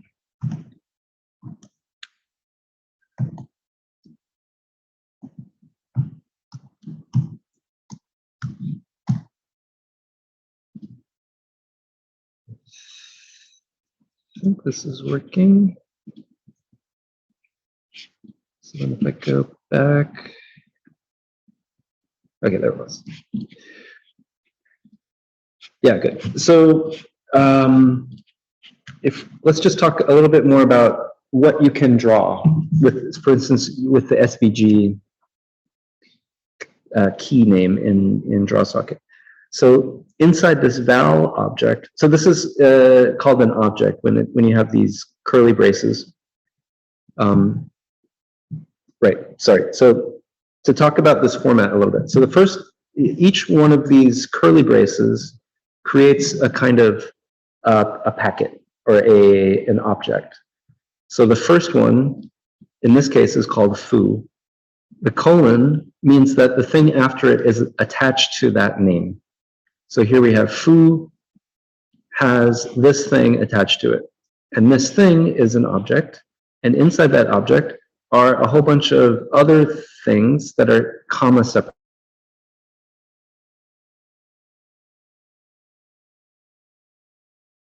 Is SVG, comma, then val, and val is another object. And inside val says new circle. So circle is a type of SVG element. And then we have the parameters that we're passing to the circle. And so what's going on here is that it's great, yeah, and it's in the help file. So what it's doing is it's making an SVG node, and I'm directly mapping these messages to the vanilla SVG specification. So, for instance, a circle in SVG has, you can set at an ID, but the primary elements that you need are the CX, CY, and R parameters. And all of that information is available online and many places. And so basically you can use any SVG that you want. And so like, for instance, here you say, okay, I want to make a circle. So you could, if you're just learning SVG, you could say, okay, and use the Mozilla documentation is really good.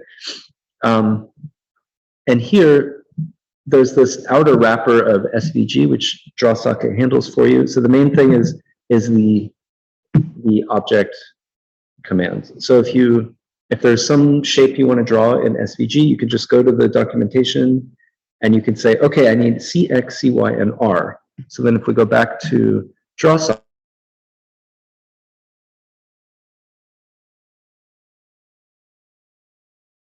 separated values that go directly to creating a SVG object.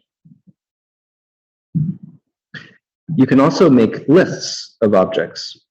So here we can send multiple objects at the same time. I'm going to start this server. Oh, right. I'm going to stop this one, start this one.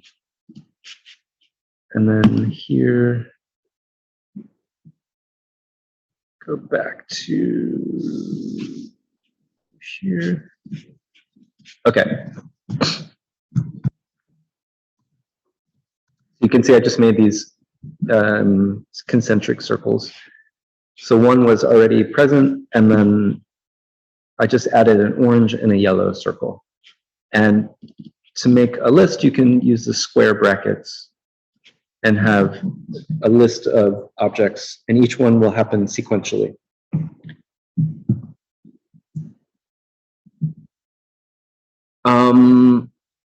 One of the features of DrawSocket is that it has a cache, it has a memory for each URL in the server. So whatever messages you send to the URL, when somebody logs into that URL, it should load the latest version of all of the message you sent. So for instance, if I came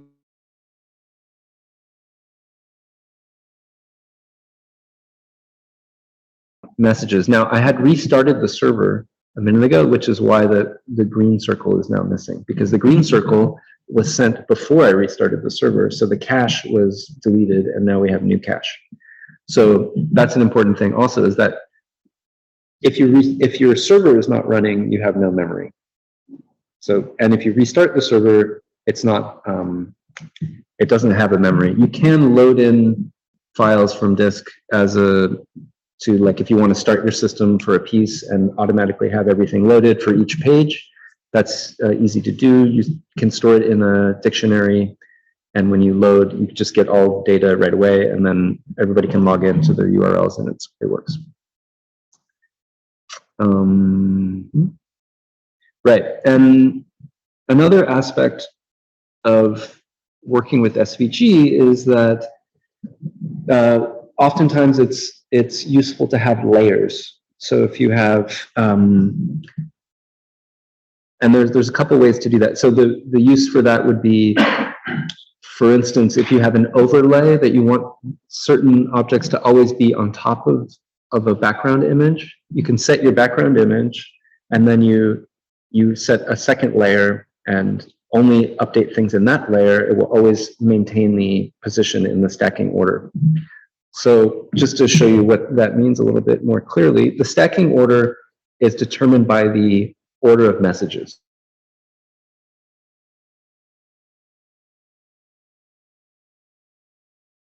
If you want to be able to write to different Z depths, Z layers, a handy method is to pre-create your drawing layers with G objects. G objects in SVG are group objects. And so they don't have any visual information by themselves. They're just containers for other drawings. So,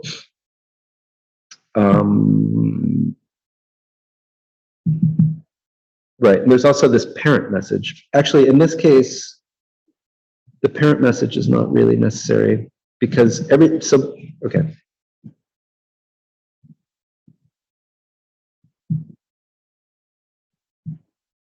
All right, so I'm going to also explain. So by default, there are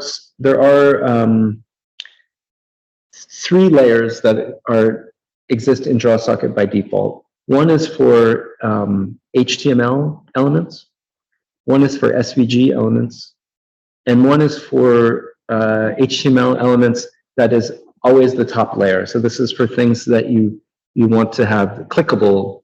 If you want the user to be able to click or touch elements in the display, that needs to be on the top layer. Otherwise, it's hidden from, it gets blocked by other elements in the stack.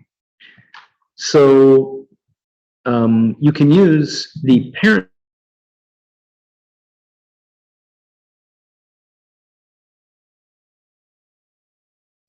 and so here it says parent main SVG. If we go back to this layer description, we can see that the main SVG is here. This isn't actually the default layer. So that's why I was saying you didn't actually need to didn't need to say parent there, but you can.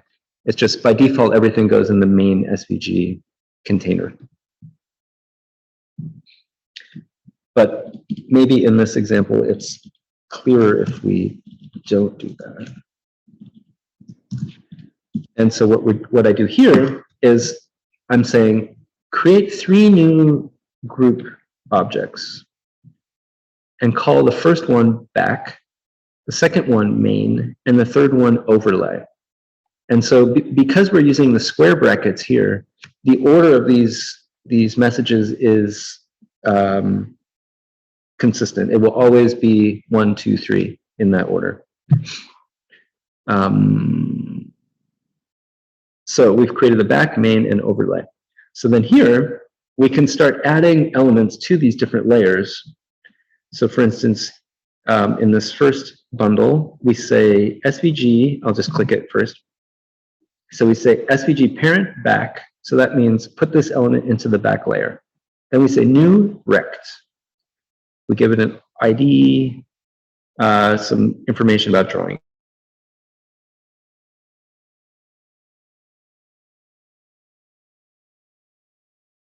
And then in the overlay, we draw a light gray circle. Now, actually, the order is important, but if we reverse this order, so even if we just sent the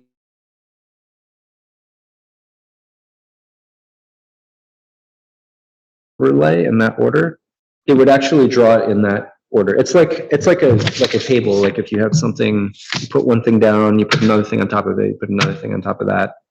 It's just the order going from bottom to top. So the way it's written right now actually would be the same as the layers anyway. So, but then let's try to just change the order here so I can show that, for instance, so I'm just going to clear everything. Oh, right, clear yeah. Right, so now I'm going to recreate the group objects because I just hit clear. And now I hit this button and you can see it looks exactly the same, but I'm drawing them in a different order. So actually, if we had not, if, for instance, the back was in the middle layer, this black square would make it impossible to see the pink circle. And then you can add layers, you can add elements anytime you want to these different grouping layers. And then you can also, for instance, clear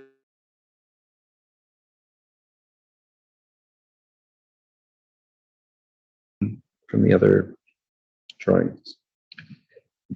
You can also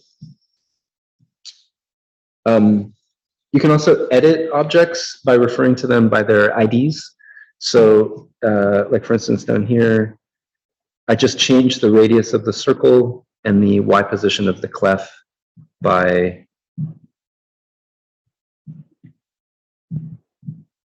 changing just the Y. So I say ID clef Y70. Because that object already exists, we can manipulate one attribute at a time if you want.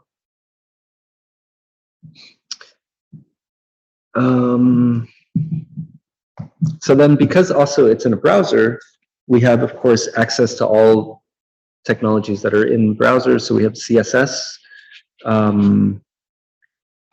So for instance, here, I create two CSS rules. And this is using CSS naming. So the selector for a class in CSS starts with a dot. So we say dot open. And for that class in CSS, we say that there's a stroke of black, stroke width of 2 and not filled. And then there's a closed class, which is filled black. And then when we create, then we can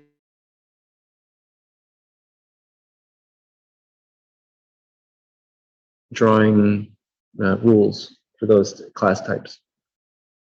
So that's very handy. And you can add, you can override elements as well. There's an order in CSS. I mean, there's lots of stuff to learn about web display. It's very complicated. I'm still totally learning about CSS. It's very, it can be very annoying sometimes. I might skip, so we go until 1 o'clock, right? Yeah, okay. You can also define symbols similar to CSS rules, like you can define an SVG element and then use it. For instance, here you can create a whole bunch of so this is a way to quickly generate, like you can I cleared, so okay, so if you clear everything, you clear all messages that you send. So I just cleared the definition that I made, so this example didn't work. So I'm going to hit clear. I'm going to define a definition. So the definition is a group.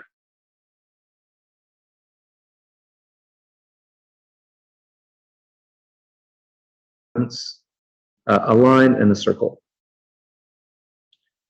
I think I actually have to say stroke. Stroke. Oh, thank you. I'm stoked about it though.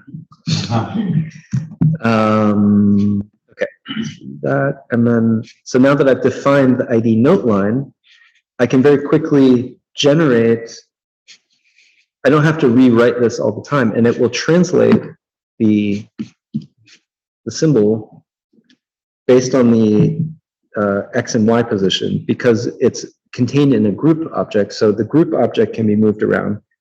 And so the positions of the child elements are relative to the group itself. And so then when you create new symbols or new graphic elements using the use, this is again a straight SVG feature.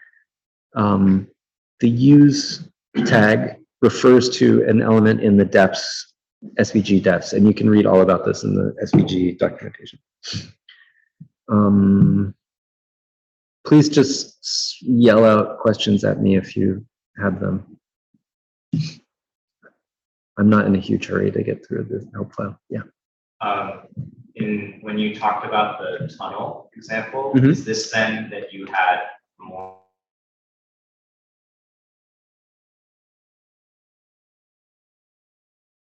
Or you have those files somewhere and you were pulling those into the browser? Yes, so there's a few different ways to do this. The way I worked was to, I'm going to stop the other server. Oh, one thing to know is that a server you can only run one server on a given port at a time.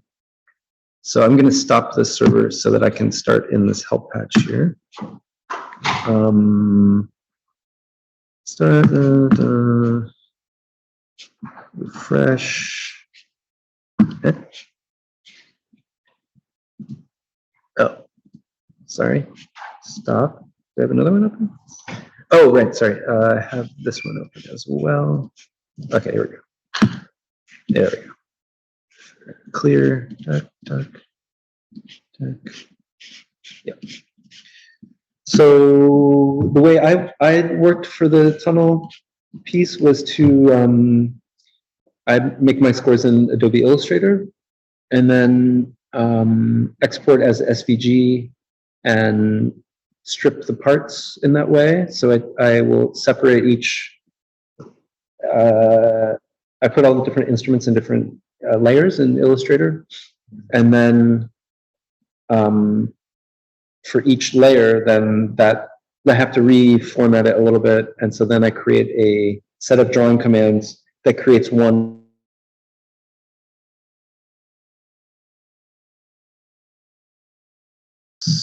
Like this. So you just scroll it. I think it's a little jumpy right now. I think that's because of why is that? It should be very smooth. So there's something weird going on right now. But yeah, so basically that's the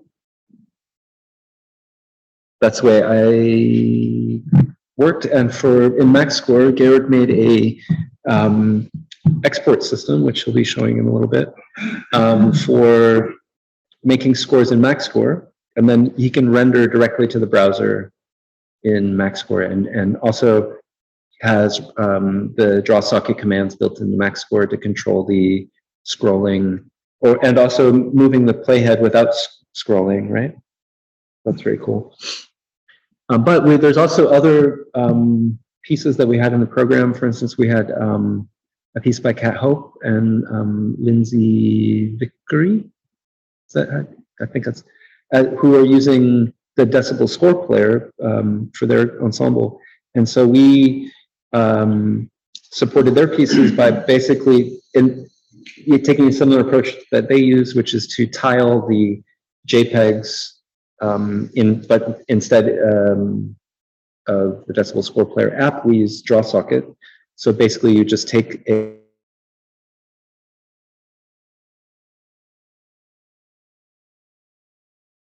one after another, or I guess from your perspective it'd be this way, so one after another, and into one long score, into one group object, and then we animate the group object, which contains all of these, with the playhead, and then just slowly, so pretty similar. But of course, these are arbitrary animations. Like that's just because we decided for this concert we wanted to do a linear scrolling score. It's just a browser with animation, so you can really. I'd like to see like what I'm trying to remember who's the. There's there's tons of interesting animated notation. Who am I thinking of? Who's the American composer who's now working with Cat? Ryan Ross. Yeah, Ryan Ross Smith's work, for instance. I would love to see. I was thinking of maybe trying to implement some of his scores in DrawSocket just as an experiment. But yeah, so it's really flexible. Yeah. How much is precise between Well, it's not bad. So what's happened? For example, Yeah, it's surprisingly not bad. I mean, it is a network, so there's always going to be some issues with latency depending on.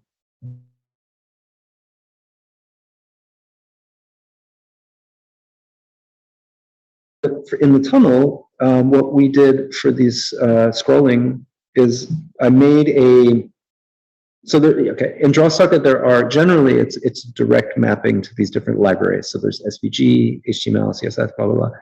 But there are sometimes when I added an extra little helper thing.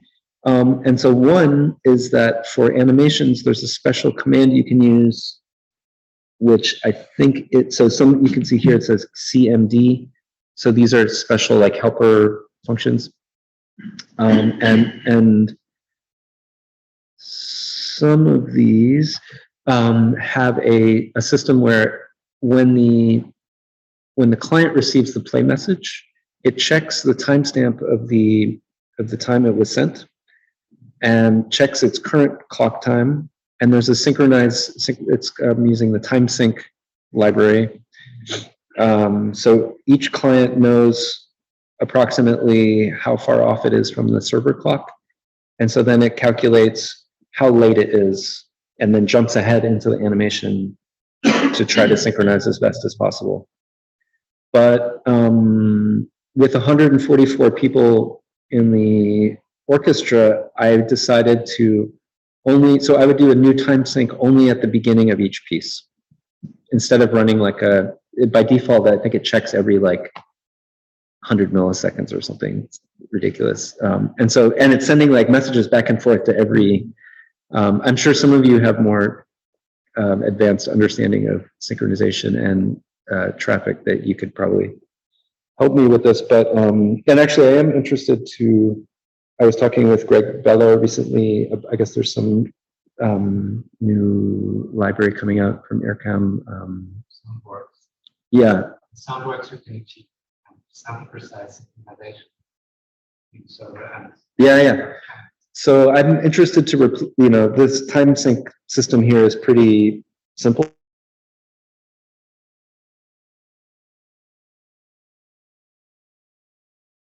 But now that the system is functioning, and I'm definitely interested to potentially add support for a more robust synchronization library. I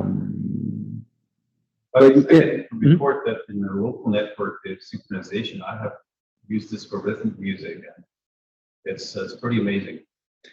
I mean, you couldn't tell, that there are deviations. But the thing is, musicians also kind of not only kind of react to the display, but they also react to each other. So there's another layer of synchronization happening right there, which compensates maybe for small differences. But the differences are really negligible. It really depends. I think the decisive factor is the quality of your connection to the router. If you have a router in a different room, of course you're going to have some latency. But if you have a very good system running and you're close to the router, and we had in the tunnel, we noticed that the signal was carrying very far. So, but still we had a lot of redundant access points, so that none of the musicians were standing further away than say 100 no, less than that, but 60 meters from another access point, which also gave us a high fidelity connection. But yeah, it is definitely highly dependent on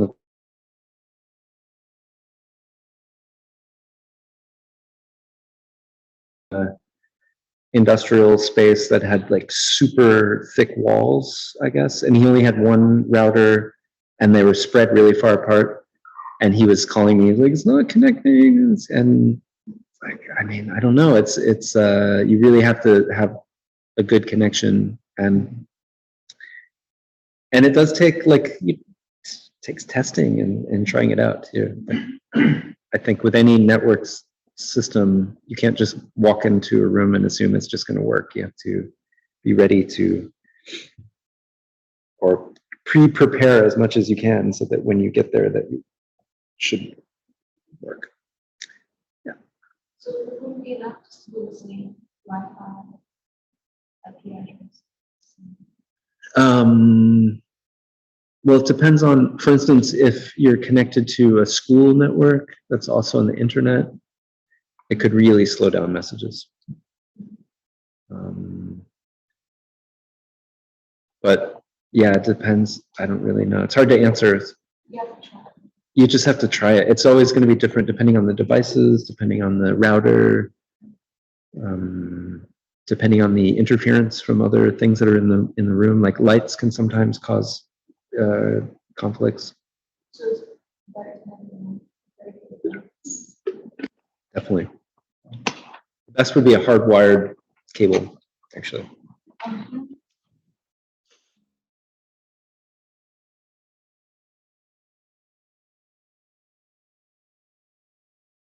But isn't it more simple just to have some video of the score Ah, on many old machines, and this only give it up on any machines? yes, video is possible as well. It's a little funky because there's a bunch of this might work. There's a lot of security things. So for instance, I think I haven't clicked on this page yet. So if I hit play, it's not going to work. So you have to, all browsers have prevent pop-up windows from automatically playing videos. Probably a good thing, I guess. So now if I click on the screen, it will start playing. And you can, I also added this experimental video start with sync, which is using that same method to try to calculate how far off it is. You can also jump to different points in the video. And the video could be hosted on the internet? It has to be hosted somewhere. On the device or internet device? Yeah, it should work. It should work if it's on this computer.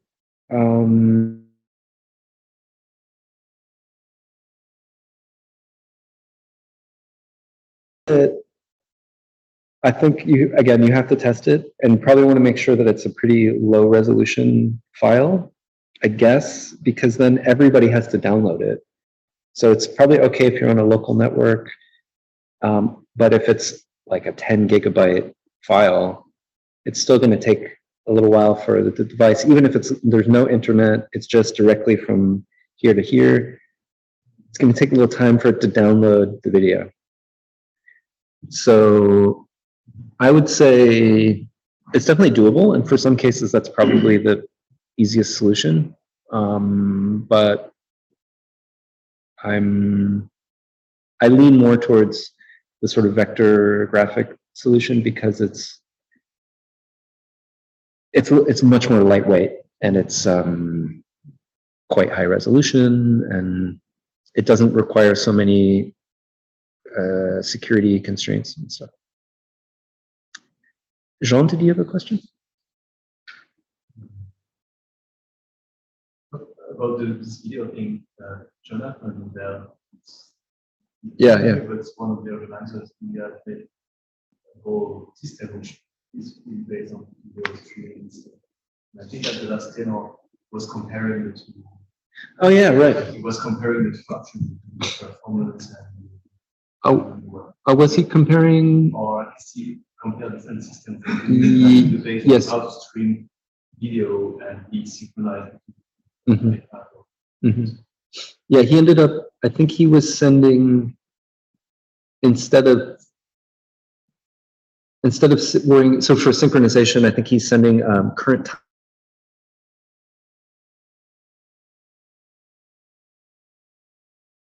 If there's audio, if you jump to a different point, you know, it might click.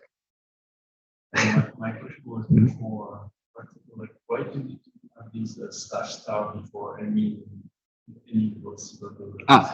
Because it's addressing a client. And so the /star is addressing all clients. And so it's just a fast way to do that. I could actually do o.pack /star and then get rid of that. And then it would, you just send everything to everyone if you want to do that. So you don't send to the server? Yeah, I send to the server, but which client are you sending it to? Because the part of the idea is that you can send individual messages to everyone if you want. So everyone could have a different video, but then you could hit send the same start message to everyone. So that the first layer where it's starting, so by convention is where it's the target video. Exactly. Yep.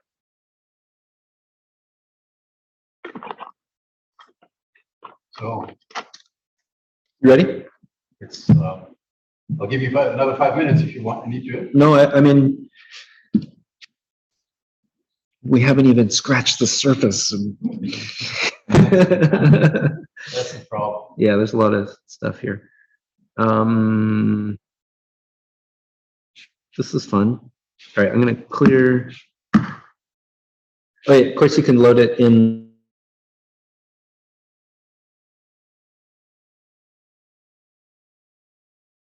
Send messages back to Max through callback functions. So you can have full user, you could have, this could be like an interface as well. That's pretty cool. You can, yeah, there's a lot of stuff. You can make functions. A lot of stuff. Let's see, draw socket. Oh, this is a fun one. All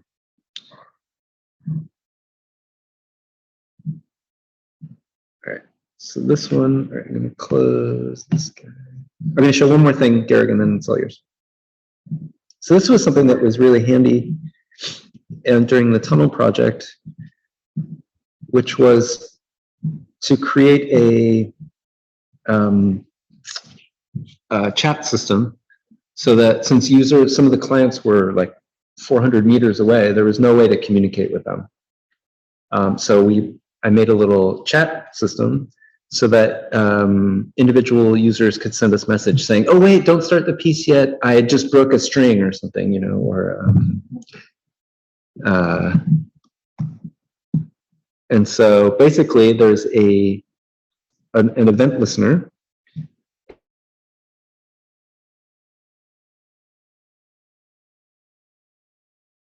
And so that will send a message to the server. And then you can make your own format here, but I just made one here that's input, and then it has a message and the URL, which is the user that sent the message. So here I'm going to send a message, say, are you ready to start? And so it shows up here. No! Okay, sorry. Et cetera, et cetera. That's super useful to have feedback from people. And one more thing. Close that. All right, Garrick, it's almost yours. Sorry, I lied. I'm going to show one more thing, which is, so here you can see it has all of the mouse information and stuff like that. So you can do full interfaces. And then finally, if you're not happy with that, you can also include, you can edit the page itself, the HTML page, and you can add your own JavaScript directly in the HTML. You can create your own custom page and have your own libraries of other JavaScript functions, include DrawSocket and other products.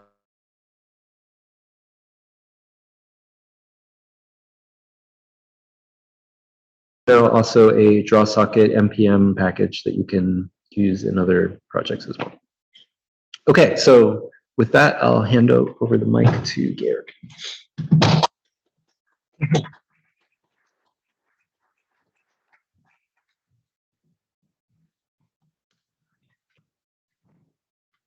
So, thanks. Yeah, I think so.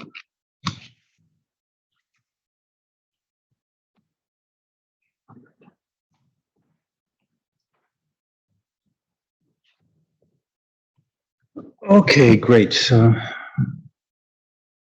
everyone is seeing the screen now, and so hello, everybody. So I'm going to show you an application of DrawSocket. DrawSocket has kept me pretty busy over the past like 4 years. It also prompted me to rewrite large portions of MaxScore. It basically became a different environment. And I'm still in the process of implementing various aspects which I find useful. So just to give you a quick idea of what MaxScore is, I'm going to quickly open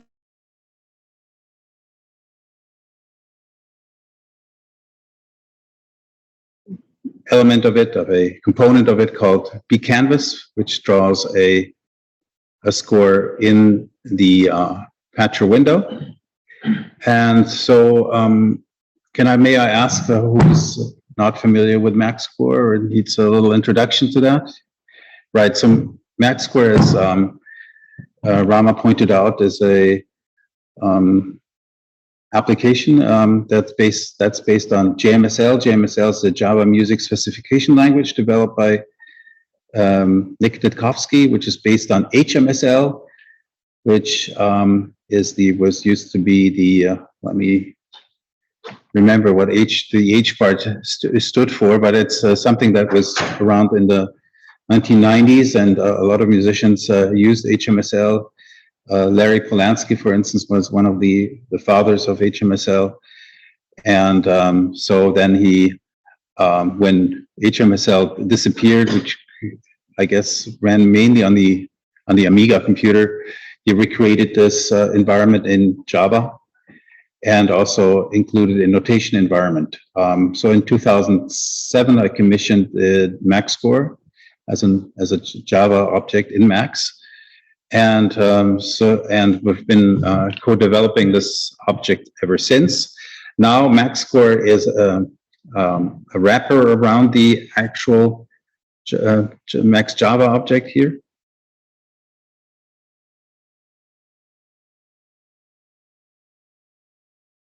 The the user that may or may not want to look into the innards of this abstraction. So MaxScore has various incarnations. It either comes as this abstraction, or it comes as a full-blown editor here, which really implements the functionality of a music editing program. You have the palettes here. You have a pitch utility, which does a lot with its various entry tools, like for instance on the Scala browser, implemented as a database. You have a plugin system called Scorpions and a drawing system called Pixter. which differs from, which is a main difference from Bach, which is also a very powerful environment in Max, but doesn't support graphics to the extent MaxScore does. Also want to give credit to James Chung, who is sitting next to my friend Tony Dourides, who's going to be hosting the next conference next year in Boston. So James was also, I should say, instrumental in implementing something that we call expressions. Expressions are code that is attached to graphical objects. So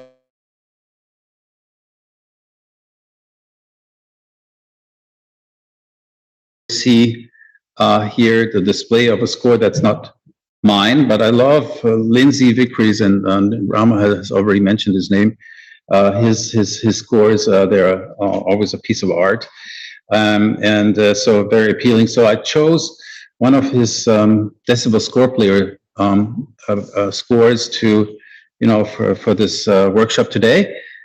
And I also want to point out that the Kat, who's also here at the conference, and Lindsay and a bunch of other people from Australia have designed this tool called Decibel Score Player, which is a fantastic and a lightweight scrolling, how should I put it, a device that enables the scrolling of scores, synchronized scrolling between iPads. And so it's become immensely popular because it's really easy to use. What I set out was just to create, and it was one of the premises of the Turner network that Sandeep Bhagwati started a few years ago, is to bring people together and to create compatibility, layers of compatibility, so that is that we can exchange scores between environments.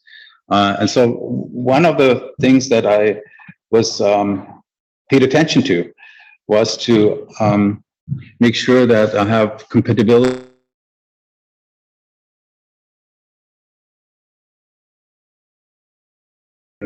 that I can import a Bach score into MaxScore and further process it. For instance, send it to DrawSocket. But I guess Bach also supports the export of PNGs, so it's so that part is not as pressing as it used to be. Well, but let me show you a little bit how to deal with a decibel score player. The score, this one, piece is called Kuronami. And what's nice about it is, and that's why I chose it, it also contains an AIF file. So it's not just the scrolling of a score, but you can have a sound file, which also plays in sync with the score. And so what I'm going to show you today is how to import this piece, Kuronami, into MaxScore, and then use that to play back to scroll the score and to also play back the audio file on handheld devices, any handheld device. So that's also a distinction between the decibel score player and MaxScore, is that due to DrawSocket, it actually runs on any browser. Therefore, we don't need additional software on our devices.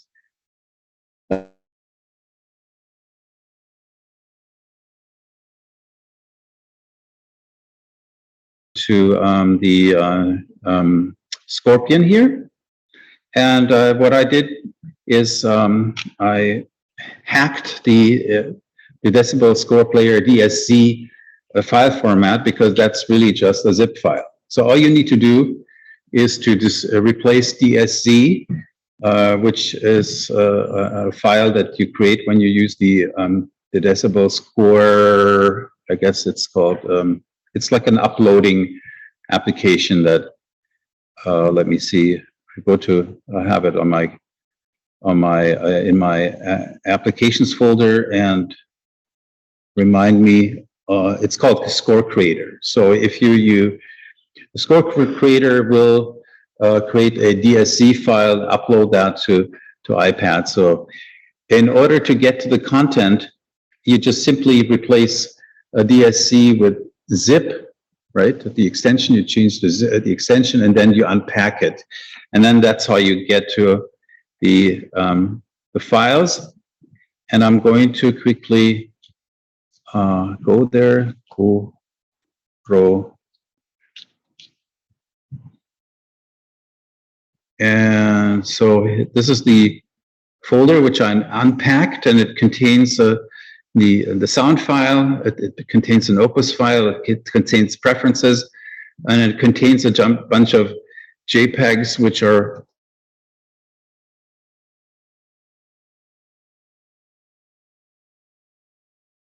Score.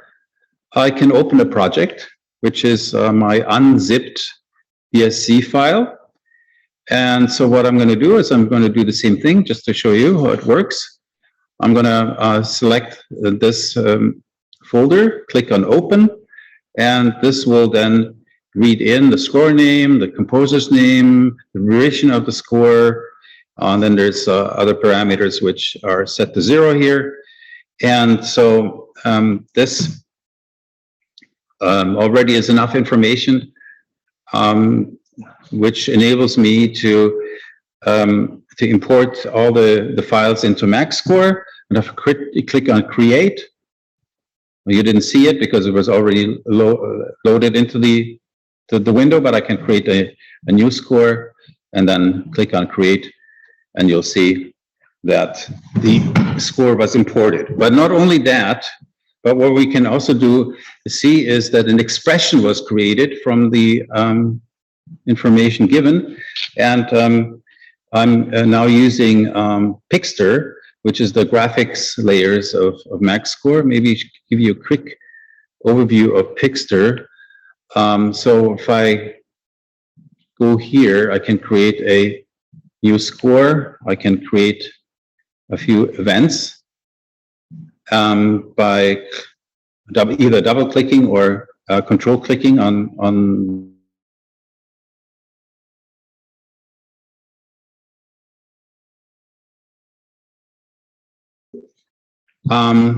so you can either attach an element to a note or to a staff or to a measure, and the measure includes all staves. So what we're going to do is, for simplicity's sake, we're just going to create a line here, which you can select and move around, but you can also, instead of just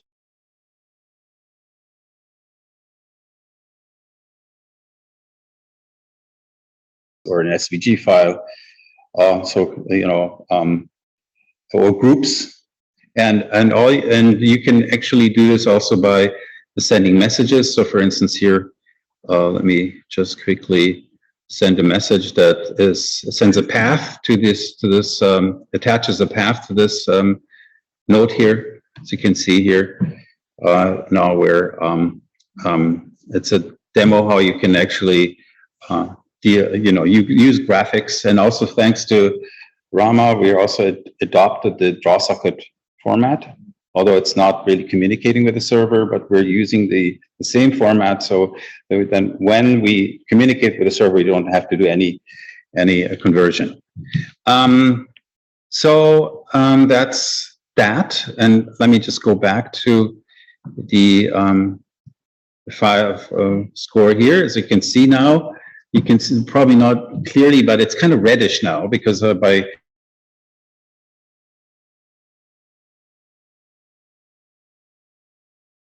Pixter tool, I have to press caps lock. Caps lock takes me to the Pixter tool. I can edit all the graphics elements with caps lock. So in other words, I can select an element, and if I press E on the element, you can see now that you see there's an image here.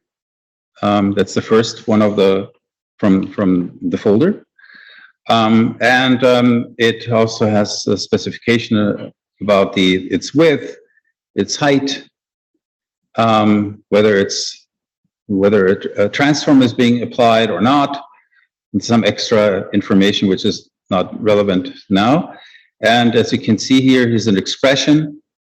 And I just noticed yesterday that I was using a version of Max 8.3, which had no support for MP3. So I wonder whether you guys whether the official version 8.3 still has no support for MP3s in the SF Play object, or did they put that back in? Do you guys have any idea? It works in 8.2 though, but unfortunately it doesn't work with the beta version that I was experimenting with. But anyway, no problem. I had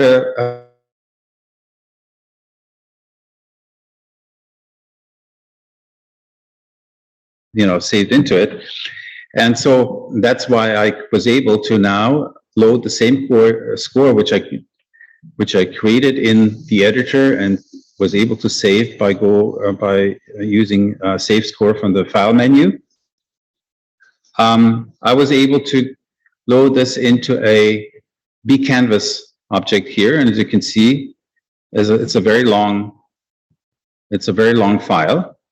And if I connect with my cell phone, then I can actually see the result of this. As you can see, I can scroll now through because I'm connected by a draw socket to my to the server. So I can now load the entire score into a handheld device. But I think I should fill in some gaps here, because I think we're not quite ready for this demo. So what I want to show you here is the draw socket implementation. So what happens is I can have scores that, let's see, I'm going to create a new score here. And I'm going to add some notes. And now, in order to make a scrollable score, I need to convert this score into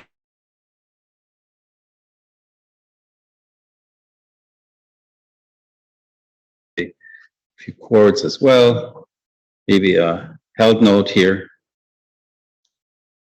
And so I'm going to click on Set Proportional Notation, and you can now see that Bach score transformed into a Bach rule object, so to speak, right? So it's like you can transform the display of a score in standard notation into the display of the same score in proportional notation.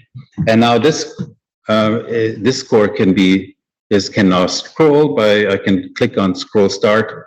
As you can see, it's now scrolling. I can stop that. I can rewind. I can offset it. And let's see, I can offset to any position in the score. And I can start from that by just clicking on scroll resume. And I'm going to start now. Stop. Also, what's nice is when you want to do real-time part extraction, you can simply define staff groups. So, in other words, let's assume I have a scenario in which I have like maybe an ensemble of 5 players, but also conductor. I would like the conductor to see the entire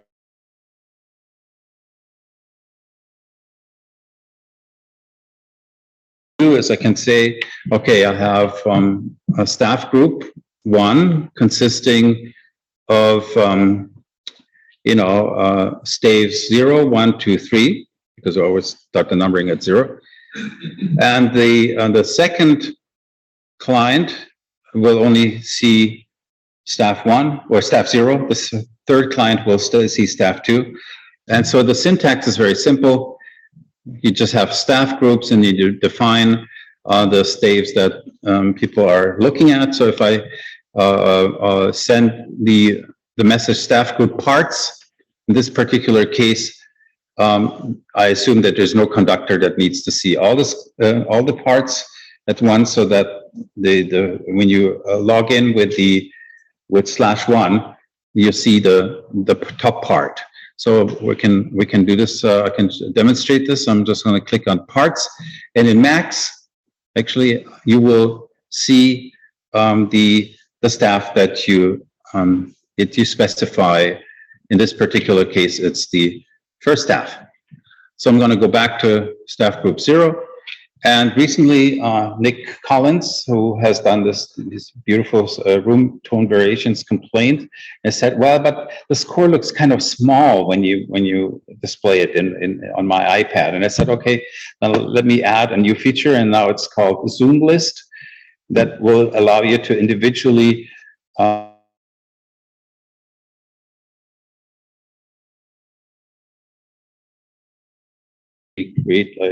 use a smaller zoom size compared to someone who has an iPad Pro and with a large screen estate." Okay, so I think we're also slowly running out of time. Could have talked for another hour and a half, I suppose. And here's something that people might find useful. There's you can define an output, because you can actually also send the output not just to the canvas, not just to the server, but also to jitter matrix. So in case you want to do something like this here. So I'm going to create this score here, my favorite score. I'm going to turn on JIT World. I'm going to now I have the output, the jitter output also enabled. And so what I'm going to do is I am going to, we should probably see, and I suspect I screwed something up recently because I don't see the score. So I will skip this part and do some troubleshooting today. But what I wanted to show you is that we have like circular scores, and if you start scrolling them, you also should see the notation. But now we're only seeing the lines for the ruler. But anyway, so let's go back to to our core.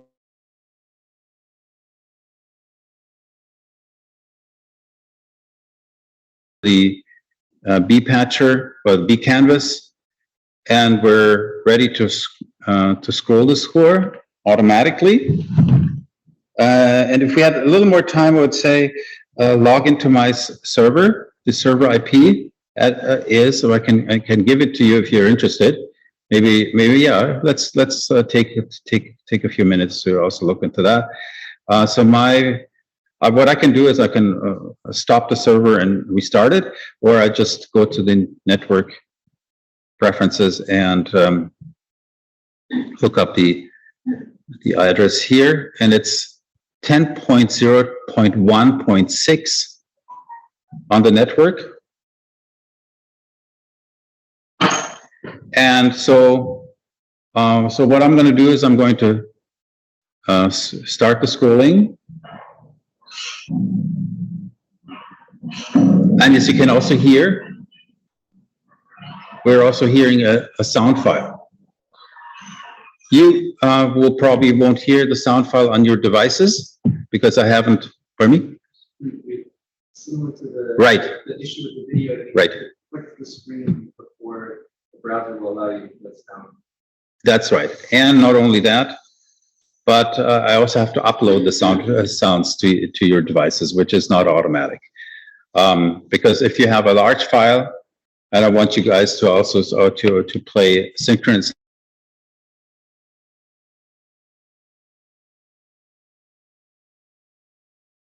This, I have developed an object called ToneJS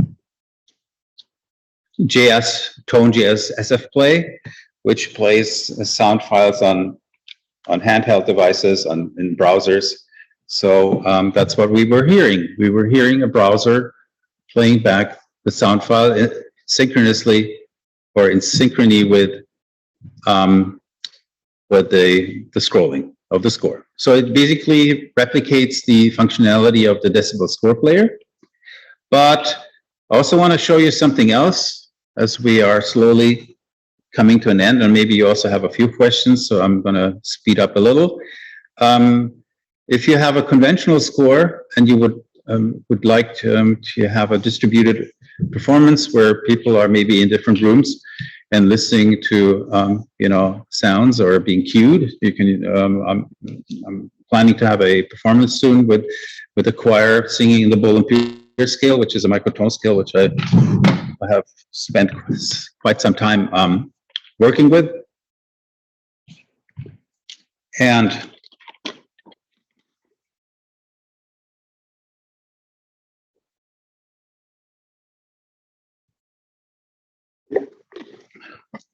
so in order to play music, playback music in the browser, microtonal music,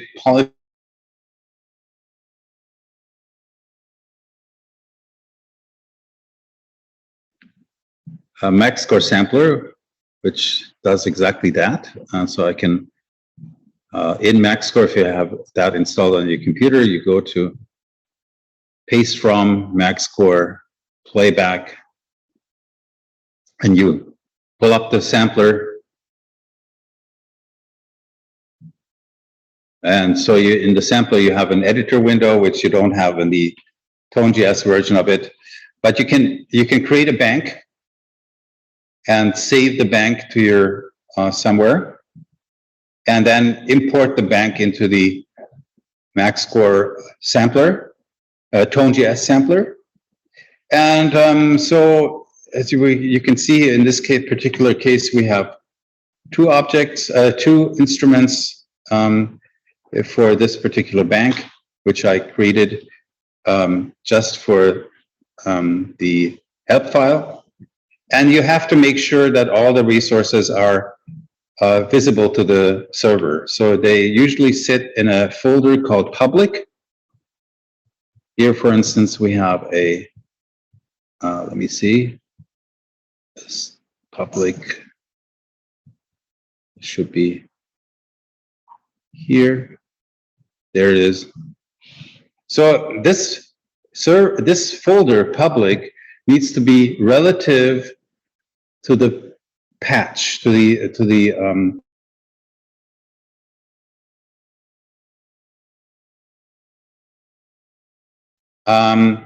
so therefore I have in this folder public, which is on the same level as the patcher file here. It's this one. And it contains all my resources.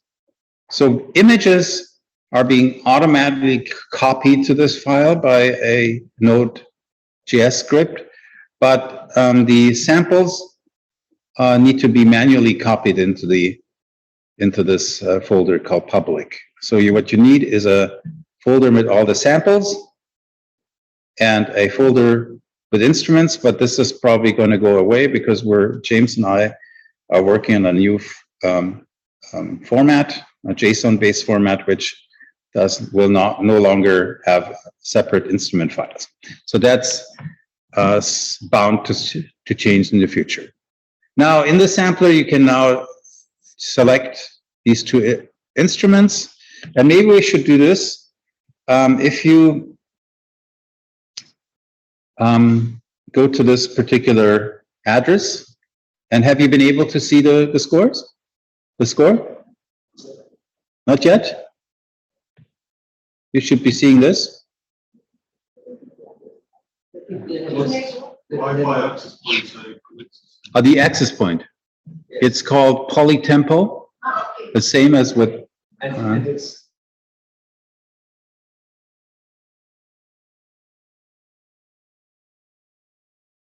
0.1.6:3002//1. That's the address that you need to, that is, so you can actually choose between /1 and /2, because I will show you that the sounds that are being generated by the sampler for instrument 1 go to the first instance, to /1 and the other one to /2, so you can have sounds, different sounds for different browser windows. Well, anyway, there's one thing, as Rama pointed out, you need to tap on the window after you log in. You tap on the window. This will enable upload, and I will now upload the sounds to you. Actually, will enable playback. Right. Because similar to the videos, the browsers don't want to, it's a security risk to allow things to play automatically. Okay. So I'm gonna upload this very quick here to you. Pardon me? Okay, I'm gonna display this very quick because it's 10.0.1.6:3002/1 here. And I would just maybe, I know we're about to end, but I would say,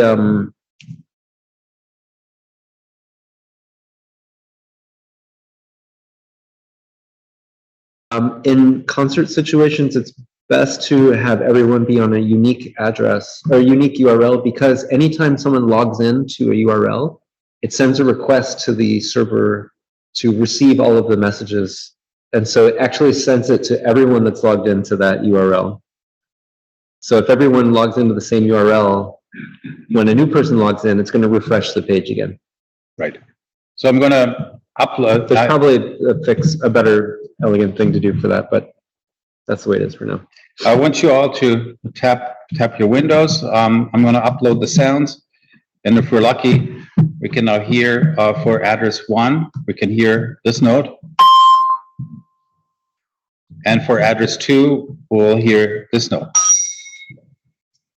Right. So there's you have to. You may, if you don't hear the notes now, I suppose that's a little finicky, actually. You have to refresh your page, then I will upload it, and then I will again, and then sometimes if we're lucky, we can hear the sound. So it is something that you have to do synchronously, and to make sure that you don't miss one of the elements in the sequence. Okay, so what I'm going to do is I'm going to the last thing is I'm going to create a little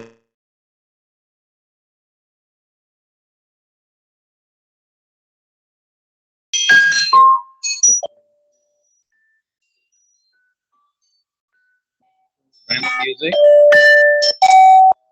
I'm going to stop now because I think have come to an end. Can you send the data one more time? Can you send load the It's the audio file? The audio file. I can load that? Yeah, upload.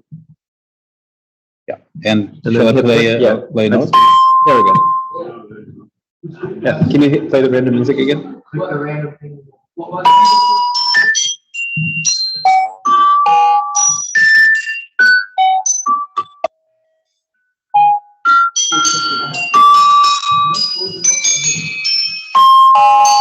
Pardon me? No, well, because you have only probably logged into the instance 1, but if you have another browser window open with instance 2, then you will hear the other voice too. But it would be nice, of course, if you have 16 instances and everyone just logs into one page, and then you distribute people. You have instant like in 3D audio, right? Okay, so that's it for today. I suppose give you a little overview.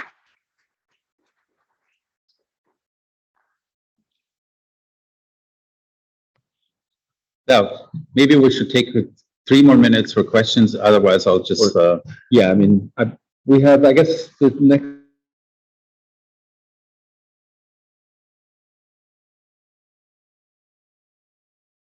Ceremony or whatever, opening talk. Okay, there's a lunch. Here.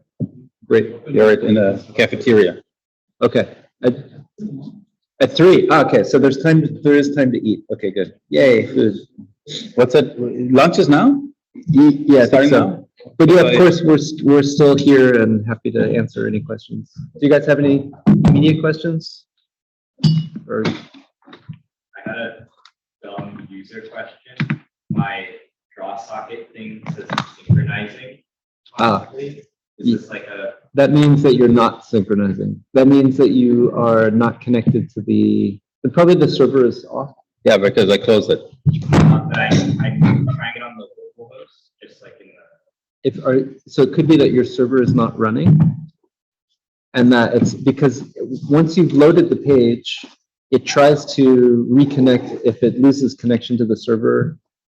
And then, so let's say you're on a phone and you have your page open and you walk out of the range of the router, and then you come back into the room, it will try to reconnect without having to hit refresh. I think probably your server is not ready. Or maybe so you're on localhost? Yeah. And maybe just check your server is running, and then. Like, I clicked this. Sorry.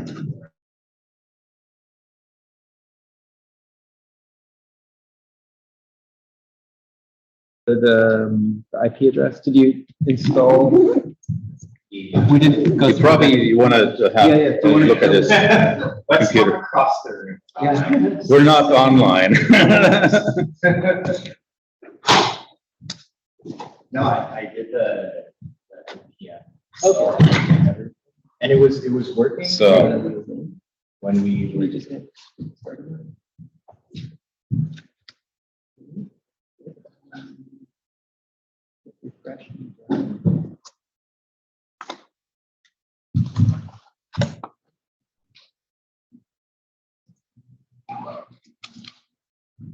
It was working when you were demoing everything. I logged on.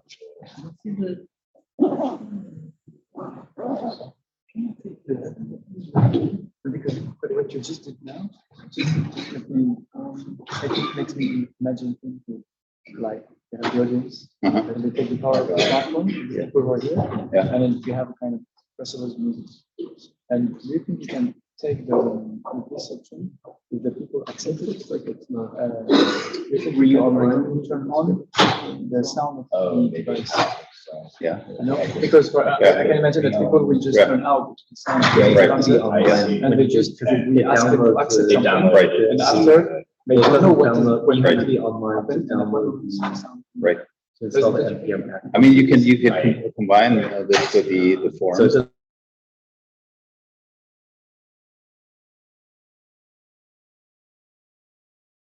You know, But that you makes accept sense. it for. yes, not and just then one that's a exception, feelings, right? but You can, you can have like a Yeah. button, It won't work do enough. a lot of things. Yeah. That's a good point. I thought that happened too. Yeah, thank you. Thanks for attending. Tony, are we gonna have some lunch? Do you guys ever? Unfortunately, I have only about 20 minutes because then I have to like be. these tools because they can go so deep. Do you guys ever do like examination like Oh, do you really?